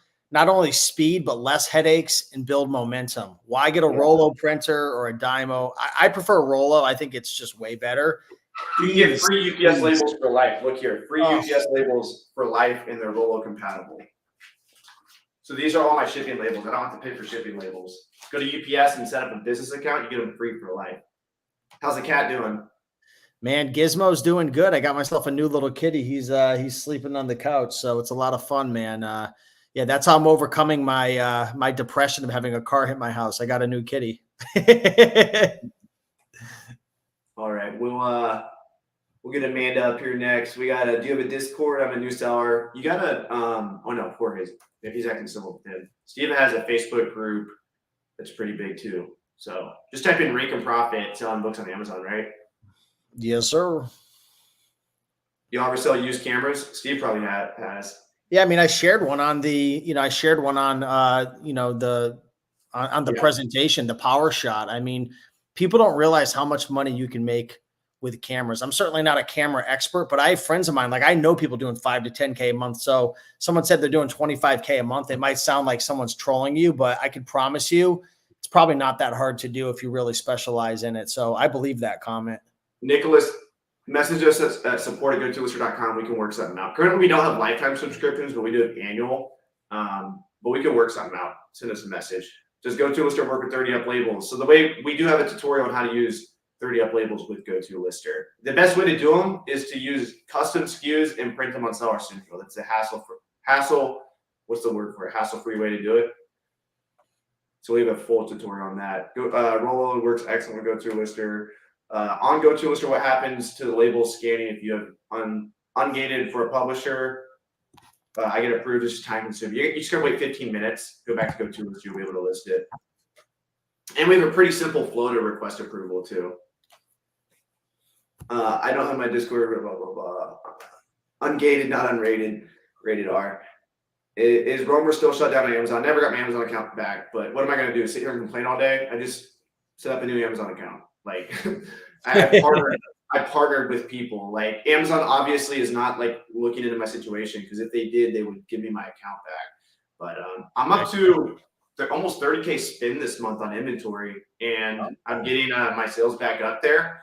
I should be back up to 5 figures profit with my Amazon business pretty soon. So be like a cockroach, guys. Like don't let the world just kill you easily. Be very hard to kill. And you to touch on that as well, like if you have thin skin and you're super sensitive and like you can't take a punch, not not in that way, but like on Amazon, you have to have thick skin, right? People are going to sit here and rub your back and make you sound like Amazon just walk in a park. I can promise you right now, you better learn to deal with the BS, because Amazon, it's great. It's an amazing way to sell, but I can promise you, you're going to get punched in the face from Amazon, and you could either lay down or you could get back up and keep fighting. So I'm in a very unique situation, guys. Like I sold millions of dollars worth of textbooks, and it turned out that some of them truly were counterfeit. And I went and got multiple accounts set up that could sell textbooks. So not everybody does what I did. And what I did was trying to keep restricted inventory alive. And it is still alive to this day. But now we have an Amazon account that's approved to sell the textbooks, and a warehouse that's approved by the publishers. And Amazon doesn't trust any of my other accounts to sell anything, because I have not gone through that approval process. So it's very complicated, but just know that you guys are probably safe, and don't be super paranoid about it. Is the book business blueprint still working and available? Yes, it is. It's 100% free. Go to starthumble.com, and all those videos that were $400 are free. Starthumble.com. All right, Amanda. Get Amanda up here real quick. Oh, can I say something too real quick? Yeah. Before Amanda, I wanted to mention something. So just to kind of set the table, just so you guys know, like Amanda, I had a coaching call with her like over a year ago, and she was at like $20 in sales, and she didn't know anything. I mean, she had a whole bunch of books priced at $8 and $9, and she literally started from the bottom of not knowing anything, making all the mistakes. And now I think she's up to what, 10,000 a month. So I mean, I'm excited. I'm so proud of Amanda and her journey, and she's gone through every challenge and struggle and really got through it. So I'm so happy to see Amanda here, and everyone should really listen up close, especially if you're new or you're only doing $1,000 or less, or you're thinking to yourself like, because this is a male dominated space, unfortunately, right? And some people have the limiting belief like, oh, I can't do it. I'm a woman. This is all men. Like Amanda did it. Okay, so she's doing it. So Amanda, I'm going to pass it off to you. Just wanted to say proud of all your progress. Oh, thank you. That is so sweet. I appreciate that because I mean, you're not wrong that this is a, very male dominant space. So I'm just happy to be here. Can you guys see my screen and everything? Yes, we can. Perfect. So I'm Amanda. This is a picture of me and my lovely husband. We live in Washington State. And I've been selling on Amazon since August of 2022. That's when I sent in my first box. That's when I first, decided to give this thing a try. Amazon is my part-time side hustle. I still work full-time. So, yes, even though I do say it's part-time, it is pretty much full-time, but I still have to, do my daily work schedule. So this is my journey starting from last August. I was scrolling through TikTok and, Steve Reagan pops up and says, "Hey, you can make 5,000 just thrifting books," So I'm like, "Hey, I'll give it a go." So, I went out to the thrift stores. I have about 5 local thrift stores and I got 100 books the first week. Then I went back again the second week and got the same amount. And it was just like amazing. Apparently, no one in my area thrifts books because every time I go, I get a big haul like you see. Um, so then, I went to library sales where, I traveled up to Seattle, which is 3 hours from me. Me and my mom would go and do the library sales, and then do yard selling as well.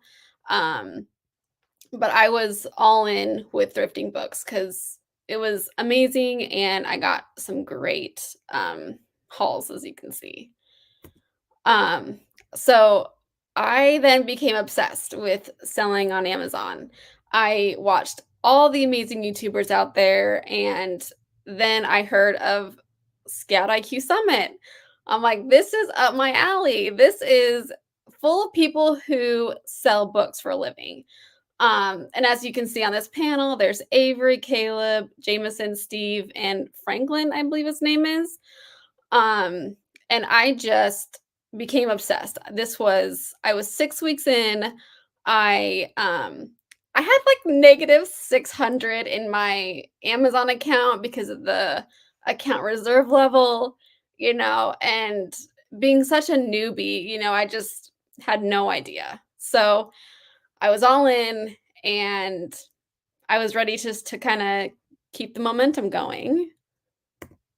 And I continued to thrift, and then I had major back pain. I don't know if anybody else has experienced back pain, but it's debilitating. It takes you out. Like you can't do anything. And thrifting became a lot harder for me. It's a lot of squatting, it's a lot of reaching, and books are very heavy. So it just got worse as time went on. So I decided that, I've got to find something else. Like I love thrifting, but my body's just like not having it. So then I discovered eBay to Amazon. That's when Steve launched his E2A masterclass. I believe that was in December of last year. It's been a game changer ever since. I learned flip mine. I saw that there's so many opportunities from eBay to Amazon, and just being able to just do it from home. There's not a ton of heavy lifting. There's, just so many opportunities than just books. There's electronics, there's sports equipment, and everything that Steve mentioned is all available. Plus, there's so much more that he didn't mention. And that's why I like eBay to Amazon. with the help of like Seller Amp, you're able to see, the profit, the margin, ROI, everything like that. And I personally have a strict 40% ROI with a $12 profit on each item. I currently have 2 VAs, so that's a very strict profit margin for me. But yeah. And so once I started ordering, things started coming in pretty quickly. As you can see, my books have now transferred to packages. And then I would box them all up with GoToLister, of course, package them up, sent them off, and then before I know it, things are going up and up and up. I'm so proud of these bars because I do better each and every month, which is always the goal. You always want to do better than you did before. And in June is when I hired my 2 virtual assistants. So in June, by myself, I was able to purchase, 50 items from eBay. With my 2 virtual assistants, I purchased 150 items, which was amazing. And so as you can see from June and then August, you can definitely see the jump from 6,000 to 8,000, which is definitely amazing. And I'm super grateful for my assistants. And that's really what's helped me scale. And I don't feel like I scaled too fast either. I don't think I went crazy. I didn't go from 0 to 50K in a month, So I'm happy with the slow, steady progress.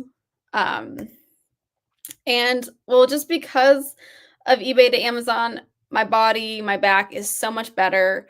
It's helped me to still have, a life. I have the 2 virtual assistants.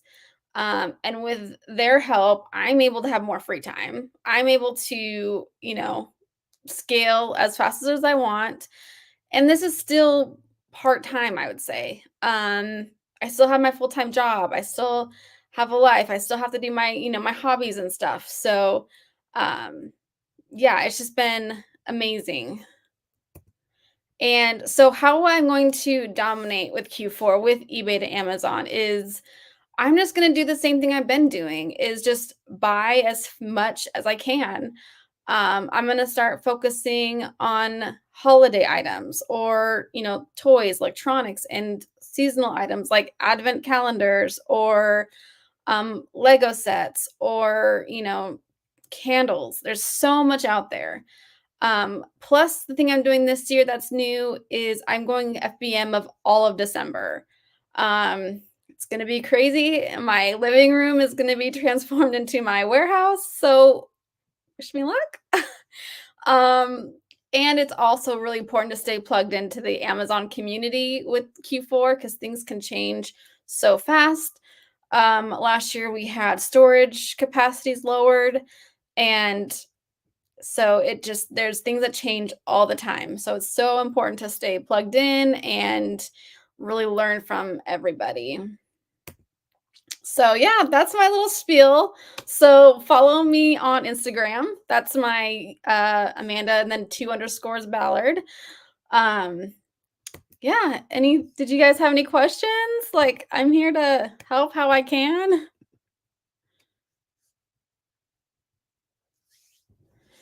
How can I scale? It's just buying more product. It's just buying as much as you can and really doing what you can. If I started thrifting with only $500, so if you only have like $300, what I've also been doing is I buy a high ticket item for like 300, and then I will, once that sells and I get the profit, I put that on a credit card and then I buy something else. It's kind of a rinse and repeat, but slowly. But it really just depends on your cash flow. I have problems with cash flow sometimes. But yeah. How did you find your VAs and how does that work? So, Steve has a VA academy that I put my virtual assistants through. They learned Flipmind, Seller Amp, and Keepa. And then they also as the boss, I went through a 3-module course of how to hire them, how to keep them trained, and how to kind of update that. Virtual assistant, yeah, VA is for virtual assistant. They are based out in the Philippines. They're amazing. I am so grateful for the 2 that I have, because without them, I don't think I'd be where I am. So, yeah, I know Joji has virtual assistants. I think he's up next, or later on, and then I know Steve has a couple, Avery has some. So it's definitely something to consider when you want to scale. So I just got Chipotle. What I miss? All the good stuff, Avery. I was like, I hope Amanda's not finishing early. I was, but that's okay. I'm here to answer questions. You're natural. I talk fast, so when I'm nervous, so I talk really fast. But That's good. yeah. All right. Let's see. When you scan an item, what's the best rank to stay under with to get quick and profitable sales? That's a good question. I personally don't go off of sales rank. I go off of sales per month that is determined, by Keepa or Seller Amp. I like doing, 15 times a month, which is crazy because a lot of traditional OA want like higher than that, but I'm okay with the sweet spot of like selling 15 times a month with fewer sellers on the listing. Did you get Mean's question? Do you have any main things that you sell other than books that bring you frequent income? DVDs, board games, electronics, kitchen gadgets, and a lot of electronic items. I'm not going to go much more into the electronic items because I only have a few of those. So he says, Gaming God says, I'm a beginner, first time seeing this, where do I start? If you want to sell books on Amazon, go to starthumble.com. I lay out completely everything. I used to charge $400 for that course. Now it's 100% free.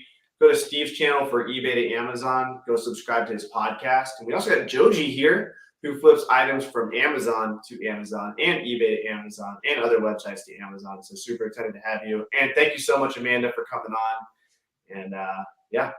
Thank you, Avery. Thanks for having me so much. All right. See you, Amanda. Hey, how's it going, man? What's up? Nothing much. Gotta get my calories in for the day. I've been hustling all day, dude. I've been shooting a day in the life video, coaching wrestling and all this. So like I'm depleted of calories. So Sounds good, man. Yeah, thanks, Amanda, for sharing. Like you mentioned, there's definitely not a lot of representation for women in making content for Amazon or even selling on Amazon. So keep going. You're doing a great job, and I appreciate you being here. It's really good to hear you. Should we get right into it? Is that cool with you? Yeah. If you want to share your screen or yeah, I'll share my screen. Awesome. Let's do this. And just a little background about Joji. You're gonna do 100K profit this year at least, right? That's the goal. Yeah, I'm right around like 80K right now profit. Yeah. Okay, yeah. I have faith in you. And he's a chemistry teacher, so he's doing this on the side. And super, super smart guy and phenomenal teacher. So start taking notes, guys. Appreciate it. Thank you so much. So, hey, how's it going, everyone? My name is Joji. I'm a high school chemistry teacher, like Avery mentioned. And I also have a YouTube channel. So if you want to learn what I do, which is Amazon to Amazon flips, then feel free to go over there. A bunch of free content. So I'm sure you guys heard Victor, who's just an amazing guy who obviously has a really creative sourcing strategy of seasonal books. Yeah, you learned the A to A model from him probably earlier. The idea is that there's tons of books on Amazon that are actually completely undervalued right now that you could buy and flip.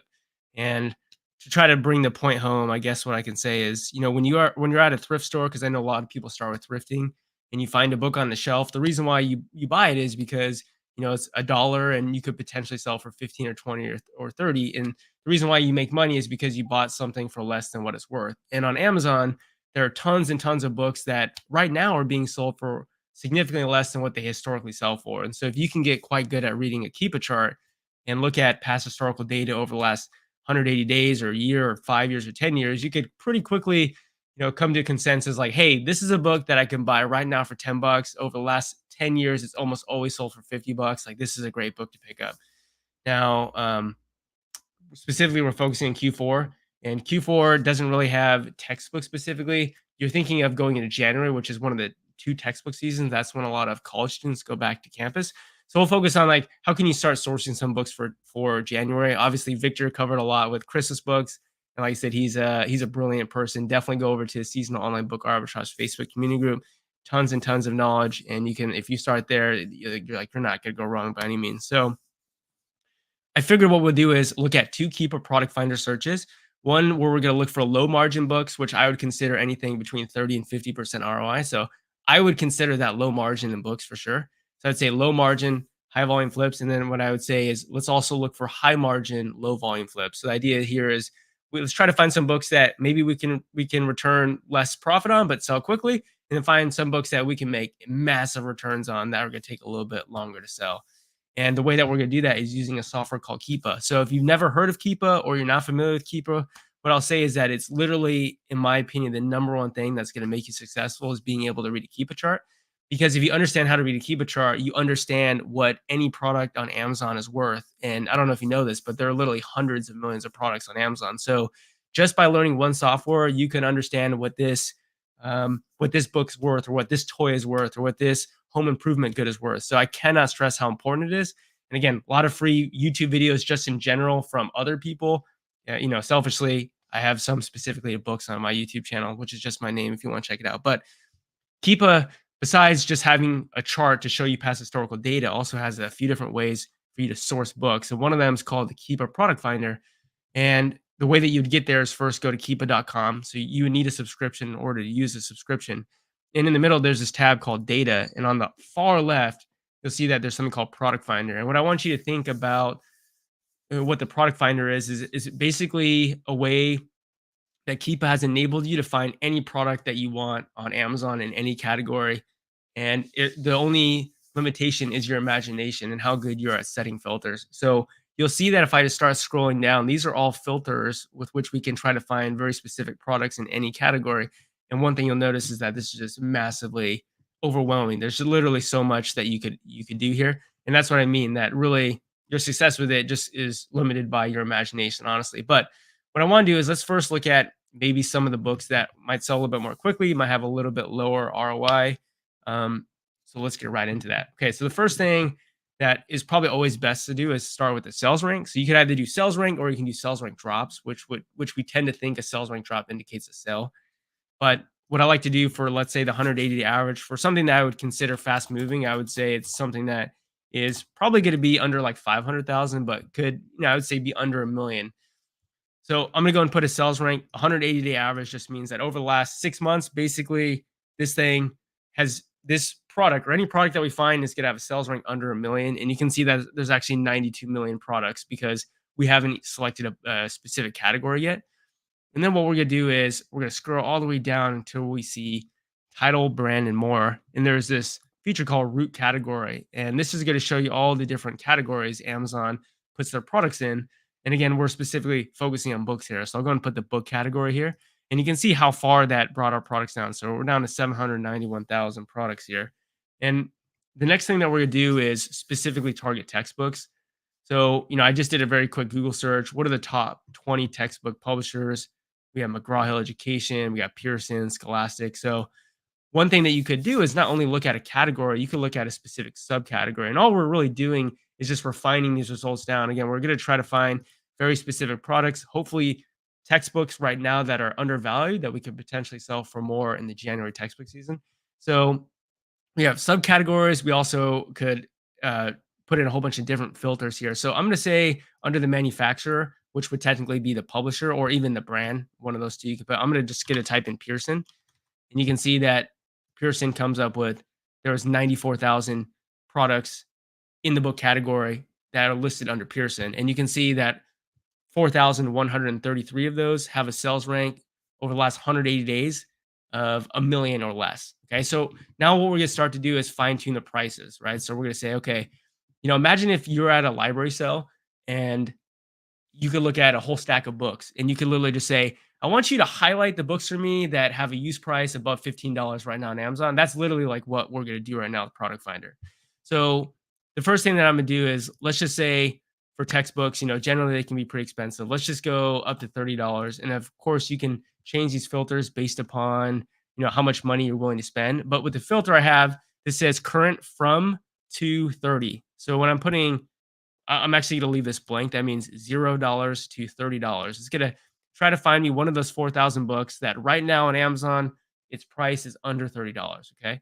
Now, not only that, as FBA sellers, we tend to win the buy box. And so what's actually interesting is, can we also find a book that's had a pretty high average buy box use price over, let's say, the last 90 days? So what I'm going to do here under the buy box use price is put a 90-day average of, let's just say, $60 or more. And this is going to give us 62 products that meet these criteria. So we went from, hundreds of millions of products on Amazon down to 62 products that are textbooks specifically by Pearson that have a sales rank under $1 million over the last 180 days that currently we can buy for less than $30, but over the last 90 days had an average buy box use price of $60. And the reason why I went the last 90 days is because right now it's November, and a couple months ago it was actually August. August is the second textbook month. That's actually just, a really great time to sell books. And that's usually when you would see the buy box use prices kind of inflate a little bit. So what we'll do is just click this find products button, and we basically narrowed it down. And so what we can do now is actually just use our cursor to hover over any one of these products, and we can try to do snap, second, keep analysis to try to find a book that might have seasonality that might inflate or increase in price. So without any really further research, like one thing I hope you're able to see with this book is generally there's a hump here in January and February, and there's also a little bit of a hump here in August. This is a book that gets, really, really low in sales rank during those two times. So the way that this model works for textbook season is you'd want to buy the book when it's less popular. When it's less popular would be when it's not textbook season, and then sell it when it's actually textbook season. And there's obviously a lot of things that I've learned over the last 7-8 years of doing this where, you can fall into a couple major pitfalls and pit traps here, but that's kind of the premise of how the idea works. So you might say, okay, well, hey, here's a book right now that might be able to pick up for $29.70, and it looks like at least in the last January, the buy box prices of this book were getting up to over $100, and like I said, there's a lot of things that you have to look out for. So I don't want to like sugarcoat it and just say, oh yeah, you're going to buy this book for 30 and guaranteed sell for 30. There's a lot of cons with these sort of books that have higher sales ranks. They're more likely to be counterfeit. There's a really important tool that you should be using if you're flipping books, and that's Books Run book counterfeit risk probability check, which is going to give you an indicator of maybe if the book is likely to be counterfeit or not. So, there's that thing that you have to worry about. Obviously, these sort of textbooks, which are really in demand, they can tank in price. And one of the indicators that they might tank in price is if you see the used offer count spike significantly than it did looking at the previous season. So I know I'm probably like overwhelming a lot of you right now, and I really apologize for that, but I'm just trying to show you how deep it can go. And this isn't really technically that deep either, but it's something that you're only really going to learn if you apply yourself and you keep coming back and watching more videos and asking more questions. And honestly, if you just experience it and do it. But this bottom graph has something called offer count, and offer count is a really simple metric that keep us telling you here's how many people were selling the book, not the total number of books, because one seller could have 10 copies, but it's going to tell you how many people are offering the book for sale. And so one really important metric with books like this is you want to really pay close attention to offer count and make sure that there isn't significantly more supply today than there was in the past. And so right now I'm looking at basically 1 year's worth of data on this graph. And at this point in time, November 6th last year, the offer count was 48. And right now it's actually down to right around like 46. So we're right around the same used offer counts we were last year. You can see last year this book performed really well. But even with that, you're not out of the woods. We didn't even test to see if this book is likely to be counterfeit. We didn't look to see if there's potentially a new edition available, which looks like there could potentially be a new edition available. So there's a lot to go into it. But, that was, of the 62 products, the third book that we found that could potentially be a really good book for you to flip. So maybe we'll look at maybe a couple more that might be good here, and then we can go on to the second filter, because again, I don't want to take everyone's time, because I know there's other people who can speak as well, and I'm sure there might be some questions. So what you're seeing me do right now is analyze these books in real time just with my eyes. So a lot of you who are thrifting at books, books sales or library sales, often you guys are using Scout IQ to go green or red. Literally, I'm just going green or red in my mind right now. And look at this book. This is a very interesting book. This looks like a lab manual book, fetal pig version. And this is actually a really weird keepograph to read. And one of the reasons is that back here in, let's see, this would have been in February of this previous year, this book was listed for $3,000 in new condition, which is obviously completely unrealistic. So, just one of the nuances of Keepa is like, hey, this is stretching the graph and making it hard to read. If I get rid of that new price, boom, all of a sudden we see a crazy pattern here when we're only looking at used prices. You can see this is basically a book that gets dirt cheap, less than $10 in the off season. This January performed really well. Looks to be selling over $60. Same thing here in September. Sells in the 40-ish, $50 range with the buy box going really high. If you look at this book over the last 3,000 days, it shows that same stereotypical sales rank U shape, and also in the used offer count shows this ebbing and flowing in the textbook season. Again, looking at offer count, you can see today's offer count is 29, and the same day, November 6th of last year, it was actually at 26.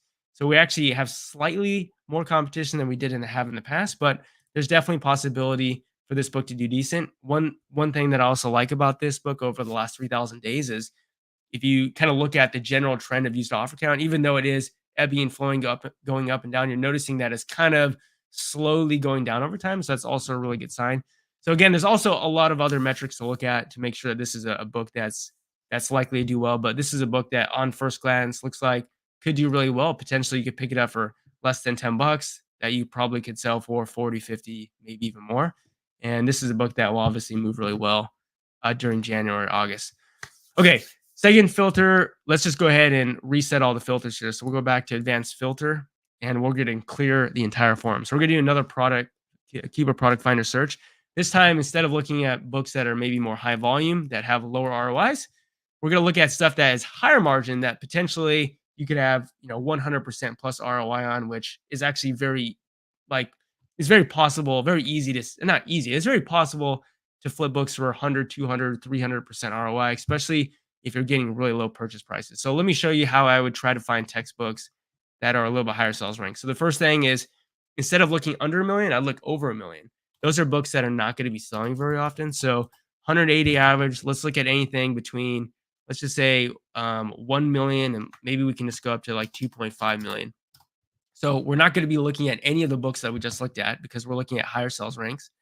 I'm going to scroll back down and go here to the root category, and I'm going to go and look at the book category there. Okay, and it looks like we have 1,600 products. And then what I'm going to do is just a very, very simple search here. I'm just going to say, find me a book right now on Amazon that's under $15, 0 to 15, but over the last 90 days has had a used price on average of at least 75 or more. And there's 142 products like that. And while a lot of these might have higher sales ranks and might not be great books, I bet you out of those 142 products, probably a small percentage of these books that we might find might be actually decent books. Okay. So maybe we should look for a textbook specifically. That book that we just looked at, that I kind of just hovered over, would have been a decent one to look at, but it's not a textbook per se. But let's see if there's anything else that we can see that maybe is textbook related here. Okay, let's look at this one. This book's called Neurology Board Review.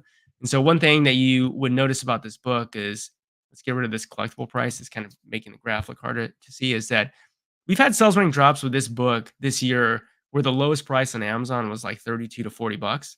And then you've seen a couple of periods of time where, for a very short period of time, maybe a week or 2 weeks, got really, really cheap, and got cheap here, recovered, and had some sales rank drops at 30 to 40. So we're thinking, okay, that book's probably selling there. And then you actually see this just underwent another repricing where this book got all the way down to about $6. And so here's a book that's like, okay, looks to be selling around 30 to 40 bucks and appears to be cheap. In the past, it actually has held some pretty good value in the $40 to $50 range. Now, again, one thing that you have to look out with books is they do come out with new editions. It doesn't appear that there's a new edition attached to this.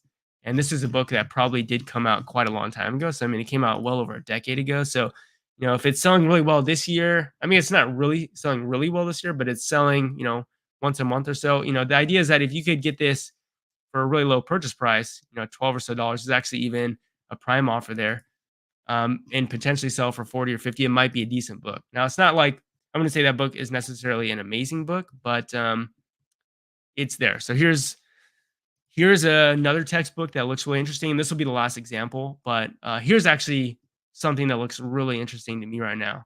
So one thing that you'll see with this book is you've had sales rank drops when the lowest use price or the new price has been basically $100.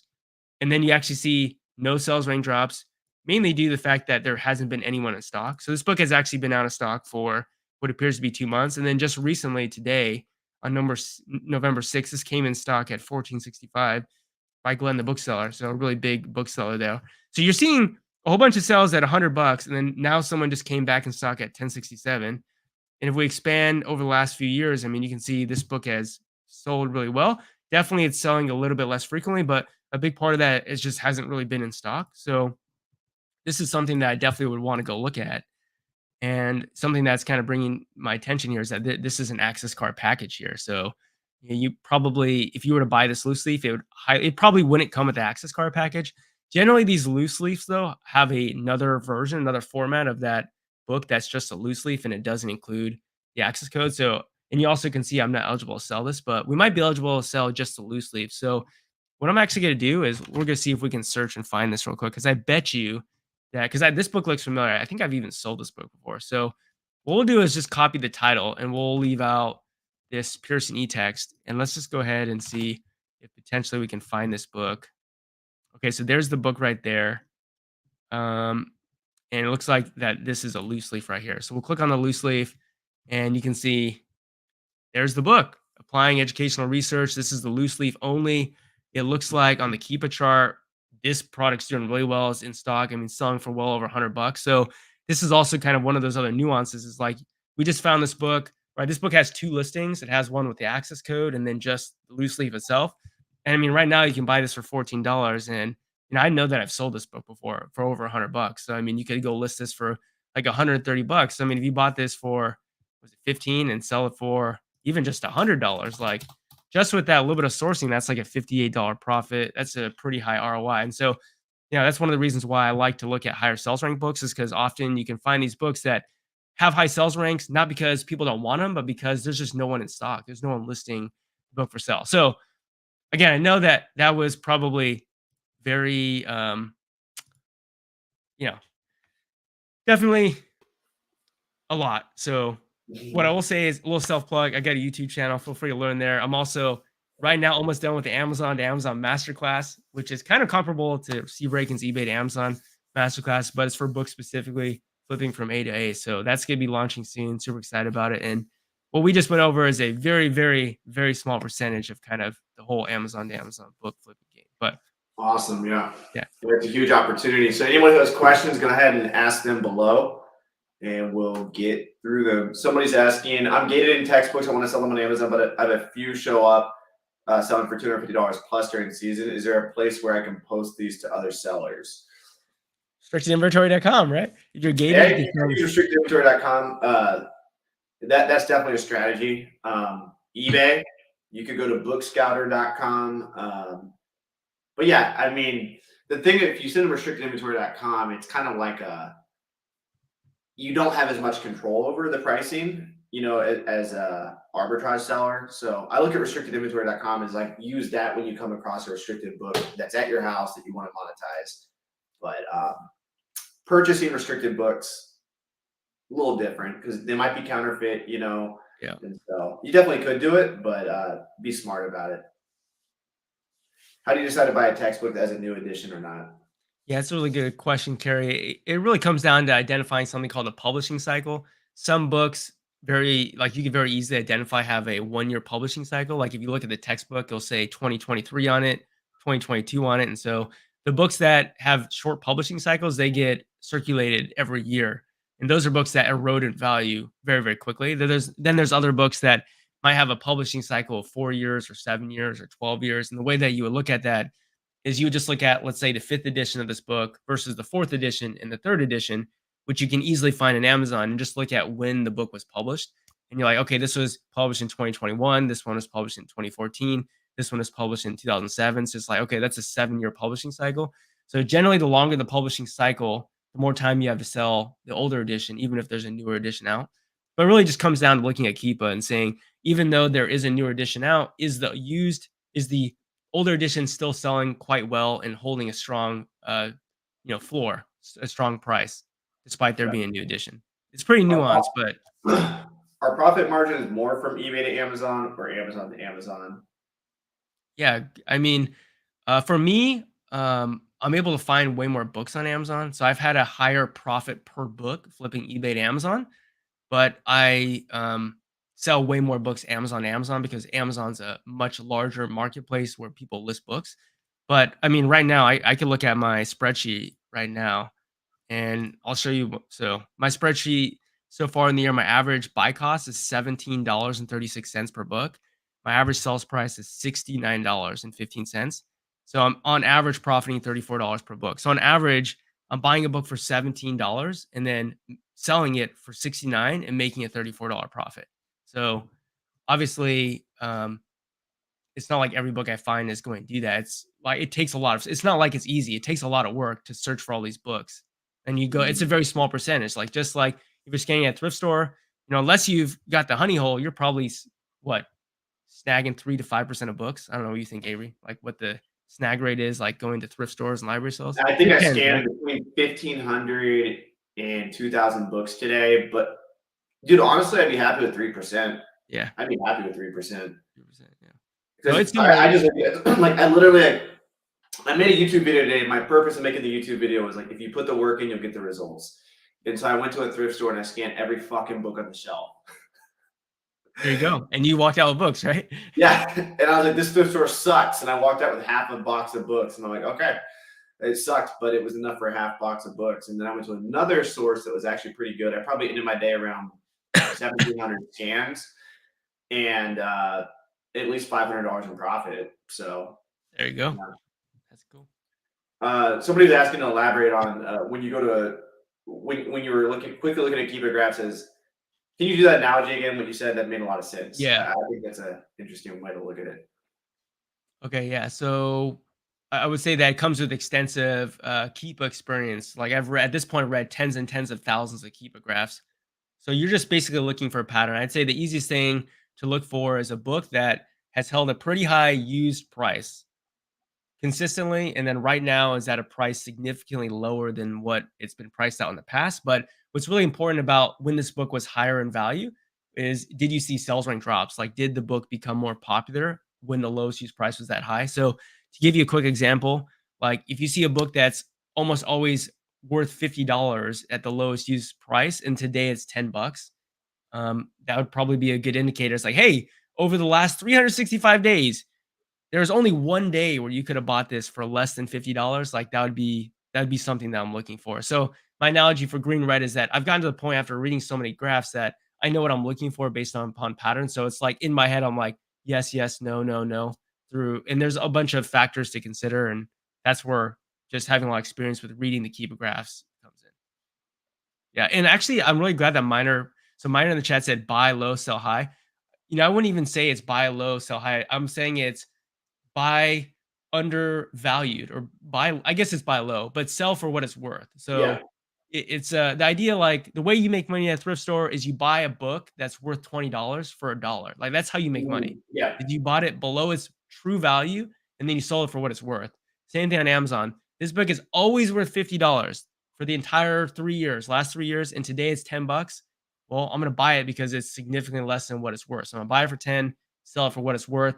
Obviously, there's a little bit of a prime bump, which you could try to factor in, but you should be profitable without there even being a prime bump. Like you should be able to buy this book at a price where you can sell it at the lowest offer. Like you could be the cheapest offer, even below the merchant sellers, and still make profit on it. Mm-hmm. Somebody's asking about a high pricing error. It was only FBA and it was reasonable cost. How do I not get flagged? I saw your post about this recently. Yeah. You want to elaborate on that? Yeah. Yeah. So high pricing error is an interesting one. Basically, Amazon, for good reason, doesn't want people to price gouge their products. They have this crazy algorithm that's going to determine whether or not they deem your product to be too high price. And really, the way that I found is the best way to deal with it, especially if you're doing Amazon to Amazon flips, is making sure that whatever price you're buying your books at is at such a good purchase price that even if at the end of the day, to get rid of the high pricing error, you just have to lower it to whatever Amazon's willing to let you sell it at, that you would be profitable. And so it happens to me even now where I'll buy some books at a really great purchase price, $15. It historically sells for 65 to 75 to 80. But for whatever reason, Amazon's not letting me list it for about 50. But the good thing is I bought it for 15. So even if I sell for 50, I'm going to make profit. So my answer to you is that there's a few things that you can do, but in reality, the number one thing is you're just going to have to list it at a price that Amazon's willing to let you list it at. And the kind of reality is that the way that Amazon determines what they'll let you list the book at is based upon past historical sales. So often there could be things, unforeseen circumstances, like somebody comes in stock with a whole bunch of new or used copies at a really low price. And now because that's put into the 30 or 90-day average, that's bringing down the value of the book in Amazon's eyes. So you might wait it out. What I would do is just make sure your purchases are at such a good point that even if you sell it for whatever Amazon only allows you to sell for, you make money. Mm-hmm. Bean's a fan of you. Bean's a high Let's school go. friend of mine. So thank How you. fast is the return on investment? Good question. I focus primarily on the much higher margin but slower selling books. So right now it takes me almost 4 months on average to sell a book, which seems like a lot, and it is. But also I've been doing this for years, so I have a cost of goods sold account that has quite a bit of capital, quite a bit of money that I need to spend, and so I think of spending money on books as almost as investments. Like I'm trying to buy a book that holds $50 worth of value, and I'm going to spend $15 of my capital on it. Even if it takes me 3 or 6 or 9 months to sell it, I know that that money is being put into something that is actually going to hold value over time based upon what Keep is telling me. So that's what I say. 100%. Well, thank you so much, Joji. Absolutely. Thanks for coming on. See you in Miami. I'll probably Yes, see you sir. on YouTube 10 times before then, though. Yeah, absolutely. Yep. Sounds good. Yep. Peace. Christoph. Hey, how What's you up, man? doing? Good. You ready to rock and roll and share with people how you're making 5K, how you're doing 5,000 in sales each month as a complete beginner? Yeah, after watching all these Olympian sellers, these masters, I come in as the average Joe, the down to earth, get everybody back to reality, I guess. But yeah, let's do it. Awesome. Somebody says I'm giving free salsa lessons at Miami Sellers Conference. Hey, that might be happening. You got to come through to find out, though.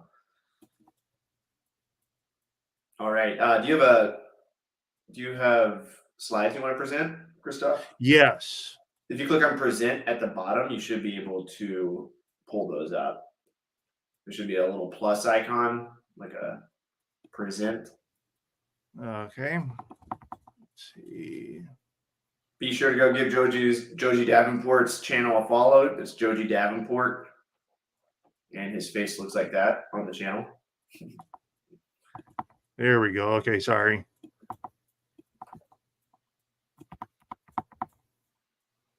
Let me know if, when you click that.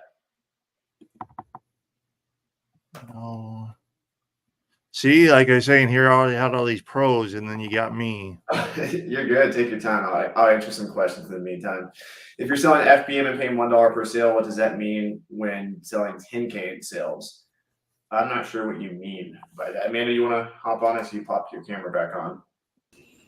Yeah, that's a great question. So right now I would say 90% eBay to Amazon. So I'm not thrifting as much anymore. So I don't know how I would get to 10K thrifting books. It's totally doable.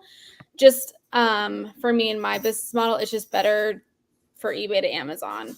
So yeah, that the 10K is just eBay to Amazon. Yeah, 10K is totally doable with books too. 20 to 30K is a little bit harder. Terry picking, but 10K is extremely doable. For sure. All right. Thanks for popping back in here for an emergency. No problem. I'm still here. Hell, I think what's his name just booted himself completely. Steve. Oh yeah, I'm sure. Christoph just accidentally left. Oh. Yeah. Any opinions on buying books by the pallet from bulk brokers? You can. Just be careful what you pay for, and if you can, look through the books first and make sure they're profitable. How to apply tax exempt when going A to A? You would have to buy it in a tax-free state. Can you do tax exempt? Do you know A to A? Yeah. So your tax exempt is depending on your state. So for me, it took me like 6 weeks to get tax exempt. But once you get tax exempt, you just upload the form and then you're good. I know you can with eBay. On an Amazon business account, right? Yeah, Amazon is a business account. Yeah. Gotcha. What's up, Christoph? You able to share that screen? Yeah, I had to reboot it because I'm on a Mac. And yeah, it should, at the very bottom, it should say present. If you click on If you hover your mouse at the bottom of the screen here in StreamYard, you should be able to click on present.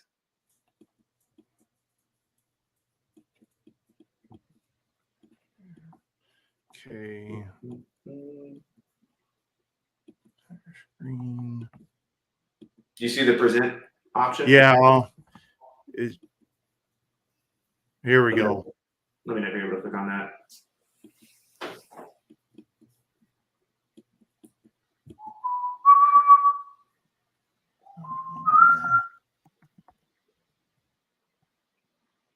Are you going to hop on Steve's eBay Amazon podcast, Amanda?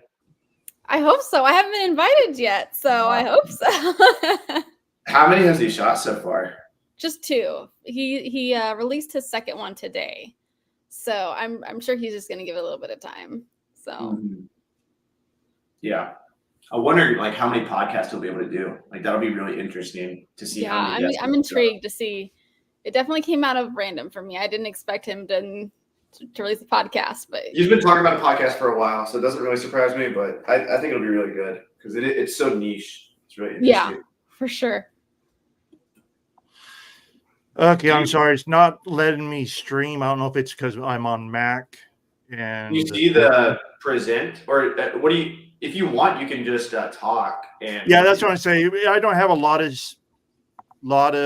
slides. Like I said, I'm not like all these pros. We'll so let I'll you just take give it a away. quick. I had some cool pictures and everything, but it's fine. If you want, I can actually pull it up on my end. Did you put it in the Facebook group? I did. Okay, I can do that real quick. I'll pull that up for you. Did you? I don't see it in our group. Oh, okay. And unless you did it like, oh, okay, I got it. Starting steps. Boom. Reopen this up, and I'll let you take it away. So I'll share the screen here. Awesome, thank you. Let me know if you can see. So I'll just go ahead and start. As said, I've only, like I said, you hear all these masters and pros. I hit 5,000 in sales last month, and I expect to hit 6 to 7 this month, and I'm shooting for 10,000 a month within a month or two. And now this will be starting my 4th month. And so as it's shown here, I'm trying to talk about gaining balance between starting off this business or side hustle or whatever it might be for you, along with while you're still trying to, work another job or live your life. Because at first it can be really, at times, overwhelming. You're getting all the equipment, you're hearing, things like, roll-up printers or 30 ups or, Q4, all these things, and you're trying to learn it and you're feeling like you're drowning with lead weights around your feet. And so it's just learning to not get overwhelmed and just stay on focus. Okay, want to go to the next one? Yep. And so it's talking about staying on focus. It was in Alice in Wonderland when the Cheshire Cat said, if you don't know where you're going, any road will take you there. And so for me, I'm very goal-centered, and I like to have my marks that I'm heading for. Just a little background. I have about 20 years experience in finance. I have a degree in economics and business management. I worked from mom and pop shops to multi-billion dollar global investment firms in their tax department. And so dealing with money, dealing with numbers is secondhand for me. And so when it comes down to doing this, it all came down to setting goals, I started out yearly, say, okay, a year from now, I expect myself to be at 30K a month at least. And then I look at, okay, what do I need how do I get there? How do I progress to that each month? Like, okay, last month I hit 5. This month I expect between 6 to 7. Next month I expect 9 to 10. And then each month like that, I expect some growth. And then I even break it down weekly. Okay, today I want to source, and kind of like Avery said, he went out and got those books. And so it might be, today I want to go out and source, $200 in books or whatever it might be. And for me, it helps by doing that to not get overwhelmed and not get lost in the weeds looking at, oh man, I I'm not there yet. I'm not there yet. And to just realize that, it's a daily progress. And as Steve said, if you're doing this, you have to be able to take a hit. You have to be able to deal with, Amazon being Amazon, customers being customers, and just, going out sourcing, hitting 2 or 3 places and not finding, those magic books that you spend $1 on, they sell for 100. So it's just, keep plugging away and just keep reminding yourself where you're heading. Avery, could you go ahead at the next one? Yes, sir. Thank you, sir. And then that's where we come down to 2 of my main things. One is time. And it says, time and tide waits for no man. You got to know your worth and how much your time is worth. One of the things I did that Avery talked about that I seen on the video a while ago and I used when I first started was putting up ads in things like, what is it called? Neighborhood. Nextdoor, that's it. The Nextdoor app, OfferUp, Facebook Marketplace, just putting out there saying, I will come and take your books, and you have to kind of sometimes dig through the weeds that people will say, well, why are you doing this? What are you doing with the books? Just be honest and transparent and whatever. And it was during that I got offered all the books from a K through 12 school at a church, and it filled up my car 3 times worth. And I just actually sold a book the other day from it yesterday from that haul for $50, and I got them all for free. But at the same time, I will get offers, people like, hey, I got these 2, Tom Clancy books, and I'm on the other side of Phoenix or something like that. I'm like, I don't want to drive, spend 2 hours for a book that, 2 books that, won't do me anything. And so that's where, when saying sourcing, work smarter, not harder. I'm lucky in the aspect that I have on my iPhone, on iMaps, I have about 50 places I can hit. And I typically go to 4 or 5 a day, and I hit them every other, like twice a month, because I have so many. And I spend my mornings, I have my days charted out. I'm up at 6:30 in the morning every morning. I've been working for 20 years, so getting up at that time is whatever. And plus, I got kids I send off to school. And then I spend the morning time sourcing. By noon, I'm back home. And then I also started Steve's E2A class a couple months ago. And so after lunch, I hop on the computer and I do E2A sourcing. And right now, I would say it's about a 75-25 split, 75 sourcing, thrift stores, 25% E to A. I hope to flip that and do 75 E to A, but I'm just kind of slowly building it. And kind of, I am still new, so I'm kind of cautious in some things. But I tell you, like I said, I worked for 20 years, and there's a lot of jobs where you bust your butt and somebody else gets the promotion. This type of work is truly, if you put in the work, you see results.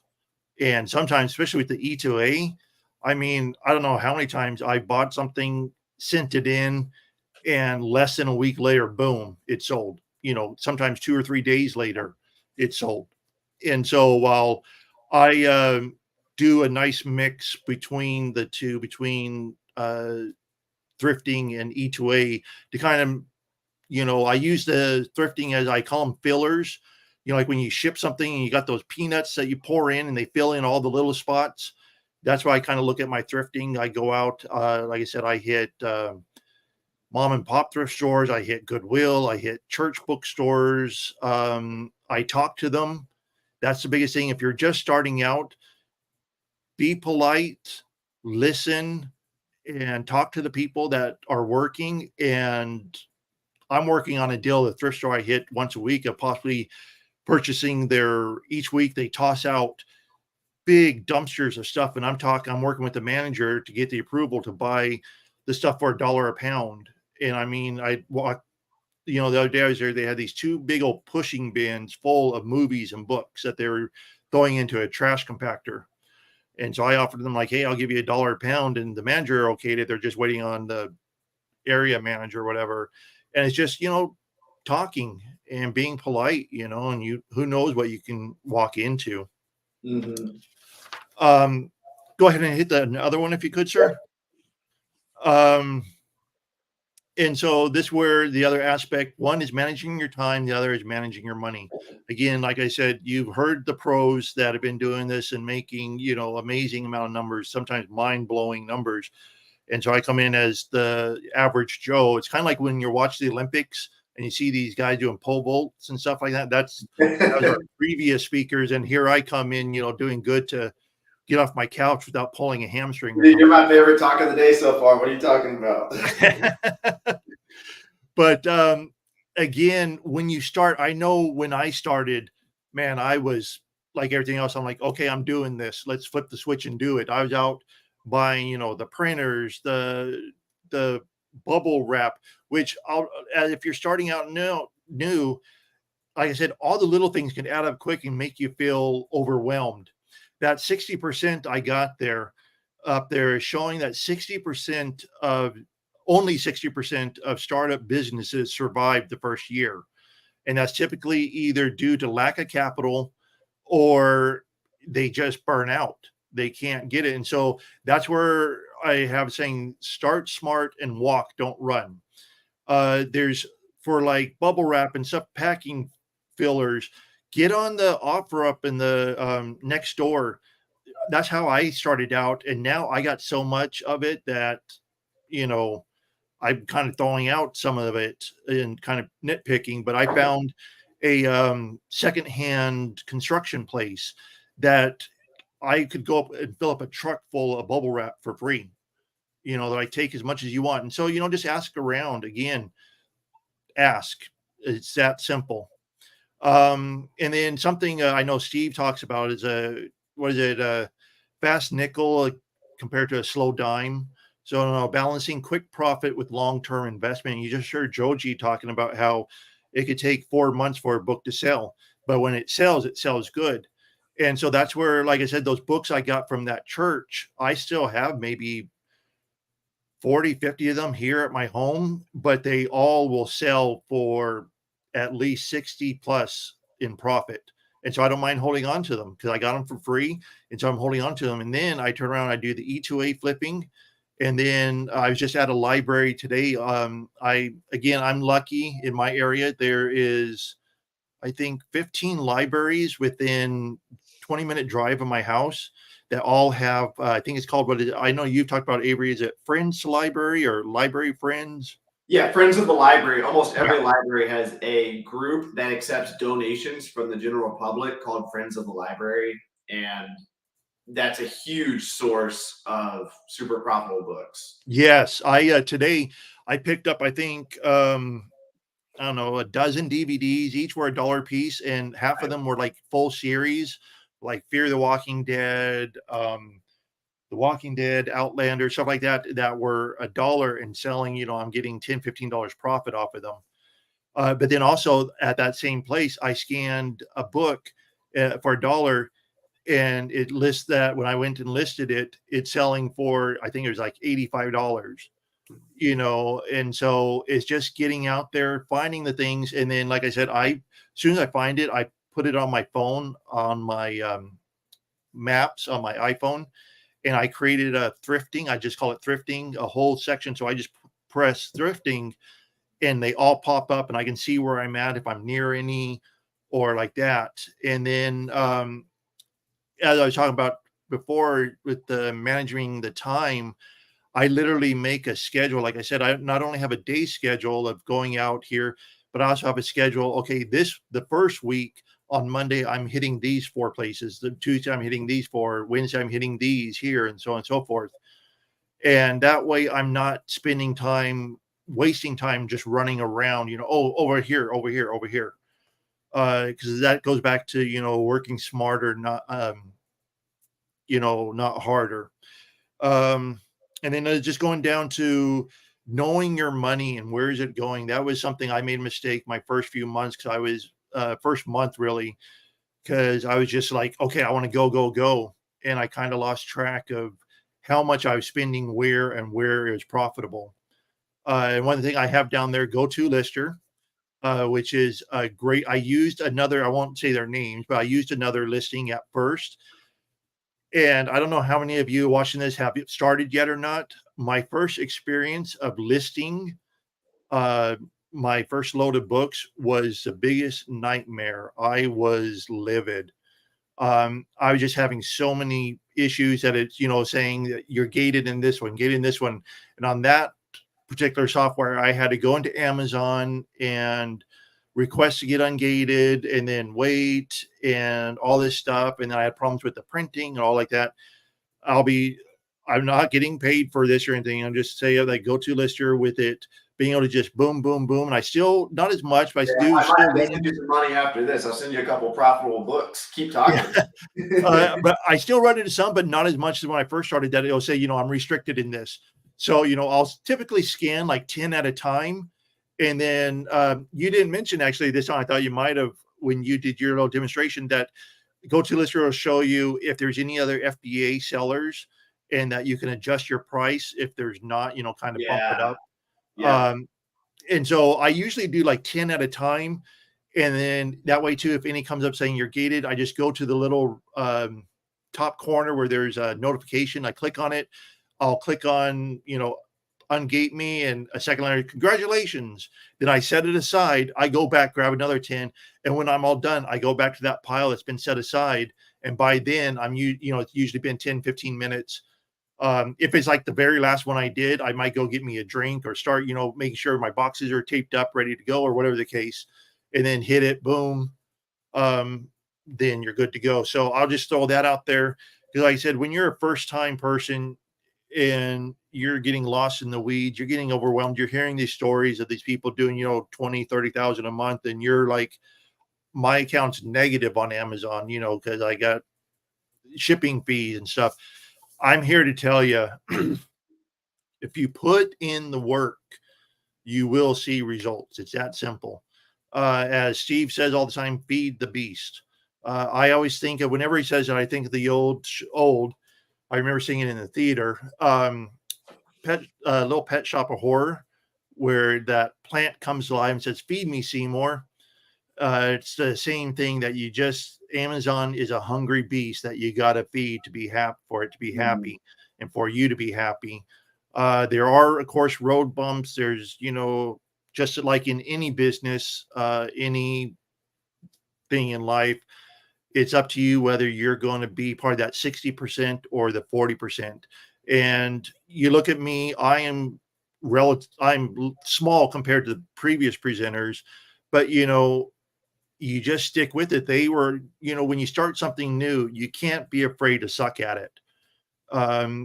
Anything you start new, you're going to be horrible at when you first start. Except maybe, I don't know, Avery. I'm sure he's great at everything, right? No, I do. You should have seen me salsa dancing when I first started. Only thing I've ever got good at was wrestling. I was good at wrestling from day one, but I still sucked compared to. And that's it. I won my first wrestling match in 13 seconds. 2 matches later, I lost it in 30 seconds. So I got humbled real fast. That's it. There's always someone bigger, someone stronger, someone better. And, I personally like that. I'm a very self-driven person. I'm a very, type that driven by competition and driven by, wanting to do better. I always feel like I can do better every day. And I think anybody that succeeds at this is the type. You have to be a self-motivator. I think I put somewhere in there that nobody is standing over you. That's one of the great things about doing this. And also one of the bad things about doing this is you don't have anybody holding you accountable but yourself. Mm-hmm. If I quit tomorrow, nobody's going to lose a minute of sleep over it. Mm-hmm. There's nobody waiting for my reports. There's no IRS checking my audits or anything like that. But so you have to be able to put your big pants on, get up and do it every day. And so that's what I got. So much. Like, honestly, you were my favorite speaker tonight because I love that message of work hard. And you even kind of stumbled a little bit when you said work smarter, not harder. But it's because you love the message of work hard. It's work hard and smart. So Yeah. focus on what to work. And that's part of hard work, is actually finding what you truly need to work on, which is working smart. Yeah. If you truly are going to work hard, find the highest leverage thing to do, which is part of hard work, is finding the highest leverage thing to do, and then go all in on that. And and that's it. Even like the E2A, you tell people, like I tell my friends, whatever what I do, and it's funny when I tell them, it sounds like I just sit at home all day and play on the computer and make money. But you sit down, and like Joji talked about too, and he's looking through Keepa for the books. It does take time. It's like grabbing a brand new deck of cards and you're trying to find the ace of clubs. How many times are you going to have to flip 52 cards before you find the ace? Or are you going to find it, after 3 flips?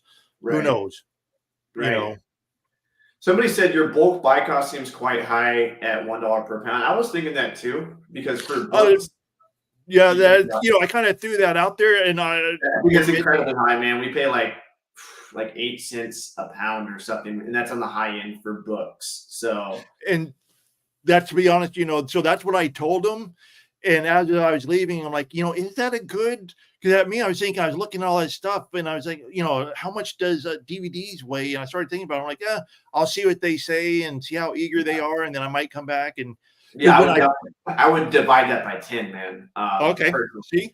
Yeah. See, everybody? 10 cents a pound is kind of high. I don't know. We got Victor still here, so I'll go ahead and throw you up. Victor, do you have any idea of cost per pound for books or anything at thrift stores?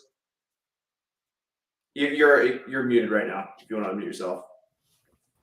You're talking about 10 to 20 cents. That's what you're really looking at. So tell them that and see if they want to accept that. If not, there are going to be a lot of plenty of other opportunities. Yeah, that's why they're like $1 per pound. Yeah. Okay, sir. See, I'm just showing again that I'm the new one. Learning this. I represent the masses. Yeah. Ungating is a tedious process, but once get ungated, it's easier. We got Amanda back too, so I'll go ahead and throw her up. As long as you have a longer standing account. Exactly. And I'm actually paying for the first time ever for an ungating service now. And guess what they did? I paid them $600. They have a guarantee that they'll get me ungated. And the first thing they have me do is go to Walmart and purchase the product. So that's kind of like a hint there. Like I always preach, get receipts, get invoices from big retail stores like Kohl's, Walmart, and like I paid an ungating service. What's the first thing they do? They went and got a Walmart receipt. Why didn't I think of that? We'll see if it works. You're still lucky to have all those libraries nearby. Wow, I only have a couple. Well, it's not just libraries. It's also used bookstores, thrift stores. Yeah. It's people's houses. But you could also do eBay, Amazon, like Amanda, or other people. What tools do you use to source at thrift stores? What are you using, Christoph? I always forget because I started at one and went to the other. Scoutly, and then just the scanner, typical scanner, and that's it. Basically, when I go in, I have headphones, little earbuds. I put one earbud in and pull up the app on my phone, and I start scanning. That way, if anybody says, ask me anything, I can hear them. But otherwise, I'm listening for that cha-ching, Yeah, I could not have done this business model without headphones. I put headphones on. I listen to Joe Rogan. I listen to 2 or 3 books a day. So not only I'm getting smarter when I'm out there, I can work on myself. And literally, I listen to a couple of books a day sometimes and just scan for hours and hours and hours. Like I could not have done this without headphones. We got Beard King Picker in the house. Thanks so much, Christoph. I love the encouragement from newbies like me. Great presentation, Christoph. Love all your encouraging words. Somebody was asking earlier, do you have a social media? You don't currently, right? I do. It's not for this. It's author Christoph Orr. Okay. I am a published author. I got 5 or 6 books published and working on others. But that's kind of how I stumbled into this. Is I'm a big book collector. And I saw somebody scanning one time at about a year ago. And I asked him, I'm like, what are you doing? And he told me, oh, cool. I went home that day. I pulled up YouTube. I saw a video of Steve doing a presentation at a Savers. And I'm like, oh, I want to do that. And then didn't. And so anyone that's listening, sitting on the fence, just do it, because I kicked myself. I didn't start a year ago, and because I look now, I'm like, man, if I would have started a year ago, I could be up, like some of these other presenters. But I kind of like, oh no, I'm comfortable, where I'm at. And then of course life happens and I'm like, maybe I should look into that again, Somebody's saying Nike is a no on ungating. You can 100% get ungated on Nike. Just go to Kohl's.com and buy 10 units of the cheapest item they have. You'll get ungated. Scoutly found me some restricted books. Well, that's why you use Scout IQ, because if you use Scout IQ, it will allow you to see what you would make if you sent it to restrictedinventory.com. Or if you guys are restricted in books, there's 3 things you can do. Either number 1, sell them on eBay. Number 2, go to bookscouter.com, find the highest vendor. Or number 3, if you want, send them to my service where I'll sell them for you on an Amazon account and split half the profit. But don't leave them on the shelf. If you get a restricted book at a thrift store, they're almost always profitable. Pick it up for a couple bucks and then do whatever makes the most money out of those 3 options I just said. Bean says, thanks, Christoph. Well said. Great words of encouragement. They love you, man. You got to start your own YouTube channel. Yeah. I know how to ungate Disney for free, sort of. Well, you can get ungated in Disney by probably going to Kohl's. Again, Kohl's works. Legos. Yeah. When you suck at something, you always find a way to not do it. That's why you got to push yourself. I sell all my books on eBay now. eBay's all right for books, but Amazon's a lot better in my opinion. Victor, what's your opinion on the comment section? I see you've been interacting in there. Oh, we're really engaged. I think we really well put. Thanks for hanging out, great man. Presenters. I think it was really good. I literally just got done packing a box and sent to UPS. My back is killing me. Yeah, you'll get strong. One time I was here in Tennessee. This probably 4 or 5 years ago. Caleb Roth, formerly known as a book flipper, a college closed down, and we went to the college, and there must have been 30,000 books. Caleb flies back home. We're doing a 70-30 split on the books. He's getting 70%. I'm getting 30%. He just included me in on the deal because he's nice. I had to drive back from Nashville to the college, which was 4 hours away from me, and load up a dumpster of books. And these boxes, they weren't like this. This box here, 50 pounds. This is lightweight. These were extra large Walmart boxes. The dumbasses at the college got extra large boxes. They were 140 pounds a piece. And so I spent 4 hours reloading these books into a dumpster. That was the most work I've ever done. Probably like in my life, in the book business, like for sure. Like the only thing harder than that was wrestling practice. But I imagine it made you some really good money. They were supposed to pay us $4,000 for the dumpster of books. The company eventually paid us like $2,000, but we made decent money. But there's a lot of old books. I mean, we probably made $15,000 at the end of the day, which honestly, like I should have been paid more for that work I did. How much inventory do you think it takes to make $1,000 a week in profit? Victor, I'll let you take that one. I mean, so each book I make $30, right? $30 in each book. So divide 30 by 1,000, whatever that is. That's how you get it per week. And then, you kind of just build from there. I'd say, your first goal is probably to at least try to get to 500 books and then maybe 1,000 books. And then that's how you kind of build. And then soon enough, you won't even worry about making 1,000. You'll be making $2,000 to $3,000 a month. Mm-hmm. Yeah. Let's see. We got where can I buy books in bulk at wholesale price? The best place is call all the thrift stores in your local area. Ask for Gaylords of books. Sometimes libraries. Sometimes recyclers. Those are the main places. You can also go to government website govdeals.com, I think, or just type in govdeals, liquidations.com. You can buy pallets of textbooks on different websites. But again, be careful with that and make sure you're buying from a good source. On the Dot Shop says, thanks for your time, guys. Judith says, valuable, so grateful. Sarcasm says, I have my first library sale coming up. I know you mentioned to get there early, which I'll do, but do you guys have any other tips that help? Amanda, have you done library sales? Yes, I have. And, Right, what you tips know, do you have? huh? What tips do you have? Bring your elbows. Be sure to, there, I would take my mom with me, and there were many, many times where people would crowd us on purpose because we'd have scanners. They'd have a scanner and they'd crowd you. So don't let them bully you. Stand up for yourself. That's really, really important. But yeah, Definitely also get one of these. Get a dolly from get a Amazon, dolly. and you See can if you stack can 2 or go 3 boxes early. here. This is clutch. Yeah, see if you can go early and be like, hey, is there a place that I can have my books designated to a certain spot? Because I want to buy a lot of books. That way, like, because at one library sale, I bought like 300 books, and I was able to have my own designated area, and nobody else was able to have that. So it was really easy, really nice. So yeah, just don't let Fresh, people intimidate fresh you. inventory is the best inventory. Ignore everything I say or anyone else says on social media. We say don't go to fiction. We say don't do this or that. If there's fresh books being brought out and everyone's already scanned all the books, always go to the fresh inventory. I don't care if it's children's or whatever. Fresh inventory is the best inventory. After everyone leaves, don't leave.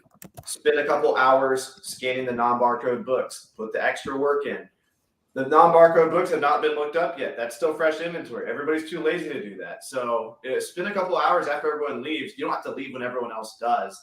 That's probably the biggest piece of advice that I could give. And scan the books that don't have barcodes, because every other scanner will skip the ones without the barcode. Exactly. So you got to manually enter in the ISBN. Those are usually some gold. Exactly.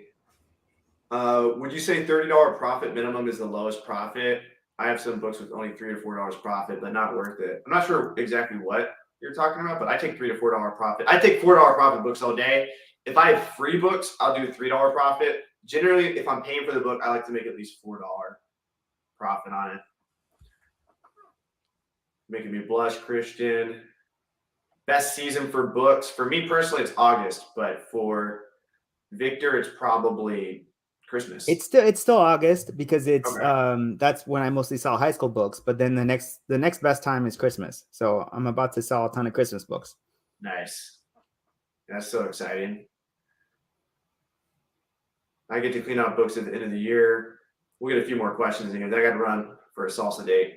Do you let the library people know you are a book seller? Of course. Of course. I just shot a YouTube video today, and I went back and saw this guy at the library. I bought him some. I never really do this because I always find it kind of cheesy, but I'm a Christian. They say give out of the kindness of your heart. So I don't like to give if it's not in the kindness of my heart. And so, but today I felt really kind, so I brought the library coffee.